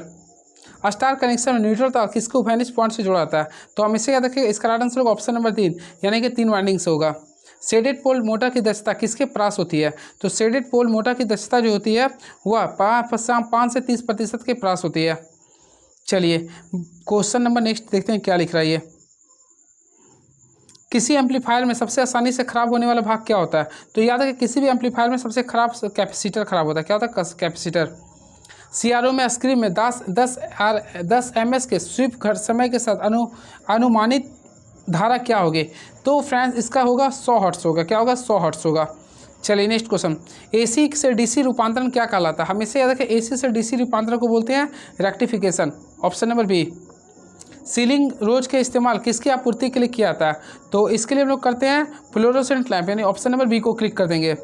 अल्टरनेटर में स्टेटर कोर किसका बना होता है, तो फ्रेंड्स इसके लिए हम लोग बनाते हैं सिलिकॉन स्टील का।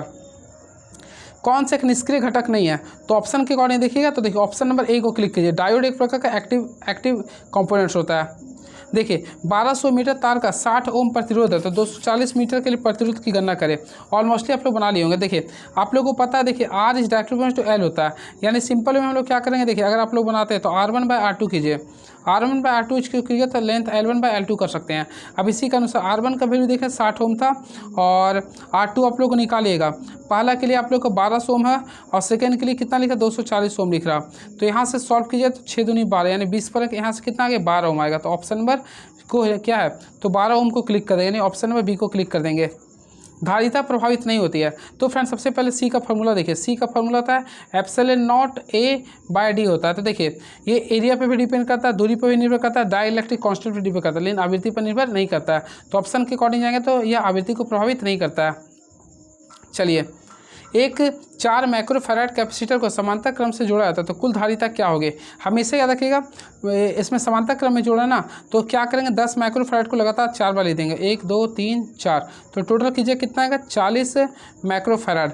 तो 40 माइक्रोफैराड यानी ऑप्शन नंबर बी को क्लिक कर देंगे। चलिए, जब प्रतिवर्तक में प्रेरित ईएमएफ की आवृत्ति क्या होती है? तो फ्रेंड इसके लिए आप लोग निकालिएगा। तो देखिए आप लोगों को फार्मूला में बताना चाहता हूँ, एफ का वैल्यू होता है 120, सॉरी गलत हो गया, यहाँ से उल्टा हो गया ना ये, तो पी एन कीजिएगा बाय 120 इंटू हर्ट्स कीजिएगा। तो ऑप्शन है बिल्कुल, तो ऑप्शन हो जाएगा बी। चलिए मैं थक चुका हूँ आज। चलिए नेक्स्ट क्वेश्चन देखते हैं क्या लिख रहा है ये क्वेश्चन को फ्रेंड्स आप लोग खुद से सॉल्व कीजिए। देखिए आप लोग को इसमें 60 कर दीजिएगा, बाय टोटल 3 है तो 3 कर, यानी 20 आ गया, यानी कि 20 किलो ओम आ गया। 71 का ऑप्शन नंबर कितना आ जाएगा, सी आ जाएगा। ठीक है, एक रोटरी कन्वर्टर किस प्रकार के कन्वर्टर के अंतर्गत वर्गीकृत है? तो 72 का राइट आंसर होगा ऑप्शन नंबर डी होगा, सिंगल फेज 3 प्रकार का। ऑप्शन नंबर डी को क्लिक कर देंगे। चलिए, तुल्यांकित मोटर में प्रारंभिक टॉर्क और रेनिंग टॉर्क के बीच अनुपात क्या होता है? तो फ्रेंड्स याद रखिएगा, इसमें 0 होता है। क्या होता है? 0 होता है। साधारण मिक्सर कितनी विद्युत शक्ति लेता है? तो इसके लिए याद रखें 400 वाट लेता है। कितना लेता है? 400 वाट। ऑटो ट्रांसफार्मर में होता है तो हमेशा ऑटो ट्रांसफार्मर केवल और केवल एक वाइंडिंग होता है। तो ऑप्शन नंबर सी को क्लिक कर देंगे। क्लियर है? चलिए, और यह सेल्फ इंडक्शन के सिद्धांत पे कार्य करता है, ये रहा। चलिए और हम देखते हैं क्वेश्चंस। अब 12वां सेट आ गया तो क्या करें, यहाँ से 1 घंटा क्लास और ले क्या? चलिए अब 12वां सेट को फ्रेंड्स, चलिए इसको मैं पूरे का पूरे डिटेल से बताने का प्रयास करूँगा। चलिए देखते हैं। किसी वितरक ट्रांसफार्मर का फेरा, देखिए किसी वितरक ट्रांसफार्मर का फेरा 100 ओम है। क्या किसी वितरक ट्रांसफार्मर का फेरा 100 ओम है, 100 है। यदि प्राथमिक की धारा 100 एम्पियर है तो द्वितीयक की धारा क्या होगी? सबसे पहले आप लोगों को मैं बताया था के का फार्मूला। के का फार्मूला होता है करंट के बेस में लिखिएगा, तो यहाँ पे लिखिएगा I2/I1 कीजिएगा, I2/I1 कीजिएगा। अब इसी के अकॉर्डिंग बनाइए। सबसे पहले 100 कर देंगे। I2 का वैल्यू क्या लिख रहा, ये निकालना रहने दी। I1 का वैल्यू 100 लिख रहा था, गुना कर दीजिए ना। तो I2 का वैल्यू करेंगे तो 4 0 कर दीजिए ना, तो 1 2 3 4, यानी कि ये होगा। तो ऑप्शन है बिल्कुल, तो ऑप्शन नंबर डी को क्लिक कर देंगे, यानी option number D is the right answer. Clear है? चलिए नेक्स्ट क्वेश्चन। एक कार्बन प्रतिरोधक पर रंगों का कोड किस प्रकार है, जो पहले लाल है, फिर पीला, फिर भूरा और अंत में सिल्वर है? तो देखिए आप लोग को मैं एक बार बोलिए, आप लोग बोले बीबी रॉय, सबसे बोले बीबी Roy, great Britain, very good wife, हर वाइफ चाहती है उसके पास क्या हो, सोना हो और चांदी हो। देखिए सोना और चांदी। अब देखिए सबसे पहले यहाँ पे संख्या बैठा है 0 1 2 3, सागर 3 4 5 6 7 8 9, फिर कीजिएगा। तो पहले लाल के लिए बोल रहा, तो फ्रेंड लाल के लिए देखिएगा तो लाल के लिए 2 लिखेंगे, क्या लिखेंगे आगे 2 लिख देंगे। क्लियर है? फिर आप लोग को बोल रहा पीला, तो पीला के लिए 4 कर देंगे, तो 2 4 कर देंगे। फिर आप लोग को लिख रहा है भूरा, तो भूरा के लिए हमेशा याद रखिएगा फ्रेंड, शुरू में ब्लैक होता है फिर ब्लू होता है। तो यहाँ पे क्या करेंगे 10 टू पावर, यहाँ पे 0 है ना, 0 1 के लिए 1 लिखेंगे। क्लियर है? फिर उसके बाद क्या करेंगे प्लस माइनस टॉलरेंस का वैल्यू देंगे। अरे सागर जाए सॉरी फ्रेंड, ये रुक चुका है, मैं फिर भी आप लोगों को कंटिन्यू करने का प्रयास करूंगा। 1 मिनट देखता हूं, आप लोगों के बीच में पूरे का पूरा करवा ही दूंगा। चलिए थोड़ा सा हो जाता है, क्या कीजिएगा। चलिए देखिए क्वेश्चन आ गया वहीं पे है ना, हाँ बिल्कुल। तो देखिएगा, तो यहाँ पे मैं पूरा कर दिया था। देखिए आप लोग कीजिए क्यों होंगे ना, तो 240 प्लस माइनस 10% आ गया होगा। क्लियर है? तो ऑप्शन नंबर इसका बी होगा आंसर। क्लियर है? Option number B is the right answer. Clear है? चलिए, और 10% जो होता है आप लोग का होता है वह सिल्वर के लिए होता है, और वही 5% जो होता है उस सोना के लिए होता है, यानी कि गोल्डन कलर के लिए होता है। क्लियर है? और 10% जो होता है वह सिल्वर के लिए होता है, चांदी कलर। विशिष्ट प्रतिरोध का ऐसा ही इकाई क्या होता है? देखिए विशिष्ट प्रतिरोध यानी स्पेसिफिक रेजिस्टिविटी। सबसे पहले फ्रेंड यहाँ से मैं आप लोगों को 5 क्वेश्चन सिखाऊंगा। देखिए थर्ड है ना, तो थर्ड का आंसर आगे देखिए। सबसे पहले आप लोगों को मैं बताना चाहता हूँ आर का फॉर्मूला क्या होता है, ऑलमोस्ट जानते हैं, rho into length by area होता है। आप लोग लिख लिए होंगे। अब देखिए सॉरी देखिए आर का फॉर्मूला आगे लिखिए, तो क्या होता है rho into length by area. ठीक है? और हम लोग क्या करेंगे, इसका अपोजिट करेंगे। ऑलमोस्टली अपने पास रेजिस्टेंस का अपोजिट क्या होता है 1/g कर देंगे। उसी प्रकार रो का अपोजिट क्या होता है सिग्मा होता है, फिर a/l कर देंगे। क्लियर? अब निकालिए, हम लोग को निकालना है सिग्मा का, तो सिग्मा के लिए कीजिएगा ना, तो इसका ओम इन्वर्स और मीटर इन्वर्स होगा, ओम इन्वर्स और मीटर इन्वर्स होगा। तो ऑप्शन के अकॉर्डिंग करेंगे तो ओम इन्वर्स और मीटर इन्वर्स। ओम इनवर्स और देखिए नहीं लिखा, तो 3 का आंसर जो होगा ना ओम इनवर्स और मीटर इनवर्स। आप लोगों को निकालना क्या, हम देखिए विशेष सॉरी आप लोग को स्पेसिफिक रेजिस्टेंस का निकालना है। आप लोग देखिए रो का फार्मूला क्या होता है, तो ऑलमोस्टली रो का फार्मूला जो हम लोग लिखते हैं resistance into area by length करते हैं। क्या कर दिए हम, देखिए थक जाता है मैंने। तो रेजिस्टेंस का फार्मूला ओम हो गया, एरिया का मीटर स्क्वायर करेंगे, लेंथ का क्या होता है मीटर, कैंसिलेशन किए तो ओम मीटर आ गया, तो ओम मीटर यानी ऑप्शन नंबर सी को क्लिक कर देंगे। कौन सा इंसुलेटर है, सोना सोना तांबा फाइबर या पीतल। ऑलमोस्टली इंसुलेटर कौन है, तो फाइबर एक प्रकार का विद्युत रोधी हो गया, तो ऑप्शन नंबर सी को क्लिक कर दीजिएगा। कौन सा यांत्रिक चोट के विरुद्ध केबल की रक्षा करता है, कवच, कोर, बेंडिंग या आर्मेरिंग। तो ऑप्शन के अकॉर्डिंग देखिए तो आर्मेरिंग हमेशा यांत्रिक चोट के विरुद्ध केबल की रक्षा करता है, तो ऑप्शन नंबर डी को क्लिक कर देंगे। चलिए, निम्नलिखित कारणों में से किसी एक के कारण जोड़ों का ढीलेपन से बचने के लिए ब्रिटानिया जोड़ का सोल्ड करना अनिवार्य है। तो इसके लिए किया तो वातावरण से परिवर्तन और कंपन के कारण। चलिए अब क्वेश्चन नंबर नेक्स्ट देखते हैं क्या लिख रही है। कौन सा एक एयर ब्लास्ट सीक्रेट ब्रेकर का एक हानि होती है, तो ऑप्शन के अकॉर्डिंग कीजिए तो ऑप्शन नंबर ए, यह इस प्रकार के सर्किट ब्रेकर में आग की खतरे की संभावना होती है। तेल से भरे और गैस दाब केबल का उपयोग किस लिए किया जाता है, तो फ्रेंड्स याद रखें तेल से भरे और गैस दाब केबल का प्रयोग जो करते हैं हमेशा याद रखिएगा, इसके लिए हम लोग करेंगे 66 kV से 132 kV के बीच में करेंगे। फैराडे के विद्युत अपघटन के दूसरे नियम के अनुसार विद्युत का समान मात्रा द्वारा मुक्त किए जाने वाले विभिन्न पदार्थों आयनों के द्रव्यमान उसके किसके समानुपाती होती है। तो देखिए आप लोग को मैं बताया था एम इज डायरेक्टली प्रोपोर्शनल क्या होता है, जेड का होता है, जेड आई डी का। तो देखिए इसमें बोला किसके होता है, तो रासायनिक तुल्यांक को, यानी जेड को बोलते हैं रासायनिक तुल्यांक बोलते हैं। निरंतर वोल्टेज प्रणाली में स्थिर करंट प्रणाली की तुलना में चार्ज का समय क्या होती है, तो फ्रेंड्स याद रखिए निरंतर वोल्टेज प्रणाली में स्थिर वोल्टेज प्रणाली की तुलना में चार्ज का जो समय होता है लगभग आधा होता है। ऑप्शन बी को क्लिक कर देंगे। ईएमएफ का पूर्ण रूप क्या होता है, तो देखिए इसको बोलते हैं मैग्नेटो मोटिव फोर्स बोलते हैं, तो मैग्नेटो मोटिव फोर्स यानी ऑप्शन नंबर बी को क्लिक कर देंगे। ऑप्शन नंबर बी को इज द राइट आंसर। चलिए अब next question, hysteresis losses are determined by which method. तो देखिए हिस्टेरिसिस लॉसेज को बोलते हैं, तो देखिए सबसे पहले इसके लिए हम लोग ऑप्शन नंबर डी को क्लिक करेंगे, ऑप्शन नंबर डी को क्लिक कर देंगे। चलिए देखिए ये आप लोग का एडी करंट का, ये कॉपर लॉस का, ये भी कॉपर लॉस का था ये। चलिए नेक्स्ट क्वेश्चन क्या लिख रहा, देखिए संधारित भार यानी कैपेसिटर लोड जोड़े जाने पर शक्ति पावर यानी पावर फैक्टर का क्या होता है, तो याद रखिए देखिए जब भी यानी कैपेसिटर लोड अगर जोड़ेंगे तो पावर फैक्टर का वैल्यू क्या होता है, तो ऑलमोस्टली ये आगे बढ़ता है यानी फॉरवर्ड होता है। क्या होता है, ये फॉरवर्ड होता है, तो ऑप्शन नंबर डी को क्लिक कर देंगे। अमेरिका में डोमेस्टिक बिजली की परिचालन आवृत्ति क्या होती है, तो अमेरिका में जो होती है वह 60 हर्ट्ज होती है, भारत में 50 हर्ट्ज होती है। 5 ओम प्रतिरोधक शंट हो जाता है, तो ए और बीच का प्रभावी प्रतिरोध क्या होगी, तो फ्रेंड्स अगर इसके बीच निकालेगा ना तो देखिए दोनों को निकालेगा तो 1 ओम आएगा, क्या आएगा 1 ओम आएगा, तो ऑप्शन नंबर ए को क्लिक कर दीजिएगा। चलिए नेक्स्ट क्वेश्चन, थ्री फेज संतुलित स्टार कनेक्शन प्रणाली में शक्ति का मापन करने के लिए कितने वाट मीटर का प्रयोग करते हैं। देखिए यहाँ पे क्वेश्चन लिख रहा है संतुलित के लिए, देखिए 3 फेज संतुलित स्टार में, संतुलित स्टार के लिए बोला ना, तो याद रखें संतुलित स्टार के लिए हमेशा, हाँ देखिए क्वेश्चन लिखा 3 फेज संतुलित स्टार कनेक्शन प्रणाली के लिए शक्ति का मापन करने के लिए कितने वाट मीटर की आवश्यकता होती है, तो संतुलित बोलेगा तो 2, संतुलित बोलेगा तो 2, और वही आप लोग का संतुलित और असंतुलित के लिए बोलेंगे तो 1 होता है। यदि किसी ट्रांसफार्मर का ट्रांसफार्मर अनुपात 0.2 और प्राथमिक कुंडलन का ईएमएफ 220 वोल्ट है तो द्वितीयक का वैल्यू क्या होगा। सबसे पहले हम लोग क्या करेंगे, देखिए 0.2 लिख रहा, अब हम लोग को निकालना किसका, देखिए प्राथमिक का ऑलमोस्टली इसमें दिया है तो प्राथमिक का लिख रहा 220 लिख रहा, द्वितीयक का निकालना है तो V2 मान लीजिए। अब आप लोग सॉल्व कर लीजिए ना, 10 से कीजिए, इसको सॉल्व कीजिएगा तो 110 आ गया, टोटल कीजिए तो 1100 आ जाएगा। सही कर रहे हैं क्या, हमको लग रहा गलत कर दी 17 का, रुके फार्मूला गलत कर दी फ्रेंड। देखिए ट्रांसफॉर्मेशन रेशियो यानी के का वैल्यू अगर निकालेगा, आप लोग को ईएमएफ निकालना है तो हम लोग क्या करेंगे, देखिए E2/E1 करेंगे, क्लियर है। और हम लोग सॉल्व करते हैं तो देखिए हम लोग क्या करें, इसका वैल्यू 0.2 दिया है, आप लोग को E2 निकालना है और E1 का वैल्यू कितना दे रहा है, तो 220 वोल्ट लिख रहा। अगर आप लोग गुना के, हाँ 44 यानी कि 4 चलाएगा ऑप्शन है बिल्कुल, तो 44 वोल्ट होगा, से मिस्टेक हो गया था बोले ना। चलिए यदि CT यानी करंट ट्रांसफार्मर की रेटिंग 500 एम्पियर बटा 100/5 एम्पियर है तो के का मान क्या होगा। देखिए के लिए निकालना चाहते हैं तो दोनों को डिवाइड कर दिए यानी 100/5 कर दिए, यानी टोटल डिवाइड कीजिए तो 20 आएगा, कितना आएगा 20, तो ऑप्शन है बिल्कुल, तो ऑप्शन नंबर बी को क्लिक कर देंगे। चलिए वेरी नेक्स्ट क्वेश्चन, एक LCR ऑसिलेटर में सक्रिय घटक का उपयोग कहाँ करते हैं, तो फ्रेंड्स याद रखिएगा इसमें ट्रांजिस्टर में प्रयोग करते हैं, ट्रांजिस्टर में। चलिए नेक्स्ट क्वेश्चन, इस क्वेश्चन को दिख ही नहीं है तो क्या बताएं। चलिए देखते हैं नेक्स्ट क्वेश्चन क्या लिख रहा है ये। थक चुके हैं हम भी भाई। ए बी का पूरक क्या होगा, देखिए आप लोग को कॉम्प्लीमेंट ऑफ ए बी निकाला, तो ए है ए ले देंगे, ए का कॉम्प्लीमेंट कर देंगे, ये मल्टीप्लाई में था तो प्लस कर देंगे, फिर बी का कॉम्प्लीमेंट करेंगे, यानी कि ए का कॉम्प्लीमेंट प्लस बी का कॉम्प्लीमेंट करेंगे तो ऑप्शन नंबर करेंगे तो ऑप्शन नंबर करेंगे तो ऑप्शन नंबर करेंगे तो option number B is the right answer.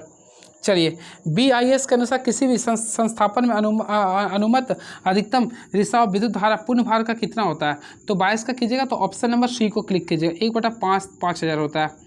चलिए पृथ्वी के प्रतिरोध को कम करने के लिए निम्नलिखित में कौन सी विधि का उपयोग नहीं करते हैं, तो देखिए लकड़ी या कोयला का मिश्रण का प्रयोग बिल्कुल करते हैं। अर्थिंग के प्लेट गहरी खाई में रखना बिल्कुल, बड़े आकार का प्लेट का प्रयोग करते हैं, छोटे आकार का प्रयोग नहीं करते, तो ऑप्शन नंबर डी का क्लिक कर देंगे। देखिए यदि निम्नलिखित 50 एम्पीयर धारा को प्रवाहित करने के लिए उचित तांबे का तार कितना होना चाहिए, तो फ्रेंड्स याद रखिएगा इसके लिए आपको याद करना पड़ेगा 16 mm का स्क्वायर करिएगा, 16 mm का स्क्वायर होगा। एक टू वे स्विचिंग कनेक्शन का इस्तेमाल आमतौर पर किसके लिए किया जाता है, तो हमेशा याद करें इसके लिए सीढ़ी की वायरिंग के लिए करते हैं, सीढ़ी की वायरिंग के लिए। किस उद्देश्य से कम वोल्टेज को वाले लैंपों का उपयोग किया जाता है, तो हमेशा याद रखें स्वचालित वाहनों की प्रकाश व्यवस्था के लिए, तो ऑप्शन नंबर ए को क्लिक कर देंगे। किसी भी यंत्र को पावर लाइनों में से न्यूनतम कितनी दूरी पर रखा जाना चाहिए, तो फ्रेंड्स याद रखना इसके लिए हमें कितना दूरी पर रखना चाहिए, तो 10 फीट की दूरी पर रखना चाहिए, कितना 10 फीट की दूरी पे। चलिए नेक्स्ट क्वेश्चन 28 का देखते हैं क्या लिख रहा है ये। बिजली वितरण लाइन के कंडक्टर का आकार किस पर निर्भर करती है, तो ये याद रखिएगा तो ये जो निर्भर करती है इसमें तो कंफ्यूज कर देगा, नहीं हाँ बिल्कुल करंट ले जाने की क्षमता पे, यानी ऑप्शन नंबर सी को क्लिक करेंगे। 3 फेज स्टार कॉन्फ़िगरेशन मोटर में क्या होता है, तो हमेशा याद रखें इसमें जो होता है 3 हॉट 1 न्यूट्रल और 1 ग्राउंड वायर होता है। देखिए यांत्रिक हानि में शामिल होती है, तो यांत्रिक हानि में जो शामिल होते हैं ब्रश का घर्षण पर नुकसान होता है, यानी फ्रिक्शन लॉस ऑन ब्रूस होगा। डिस्ट मोटर का विरोधी विद्युत वाहक बल क्या होता है, तो फ्रेंड्स इसके लिए याद रखिएगा ऊर्जा रूपांतरण में मदद करता है, ऊर्जा रूपांतरण में ये मदद करता है। कुंडलन प्रतिरोध की वजह से होने वाली हानियों को क्या कहते हैं, तो इसके लिए याद रखिएगा ताम्र हानि बोलते हैं, क्या बोलते हैं कॉपर लॉस बोलते हैं। प्रेरण मोटर की गति किसमें वृद्धि होने पर थोड़ी कम हो जाती है, तो हमेशा याद रखिएगा इसके लिए आप लोग ऑप्शन नंबर डी को क्लिक कीजिए, यानी भार का।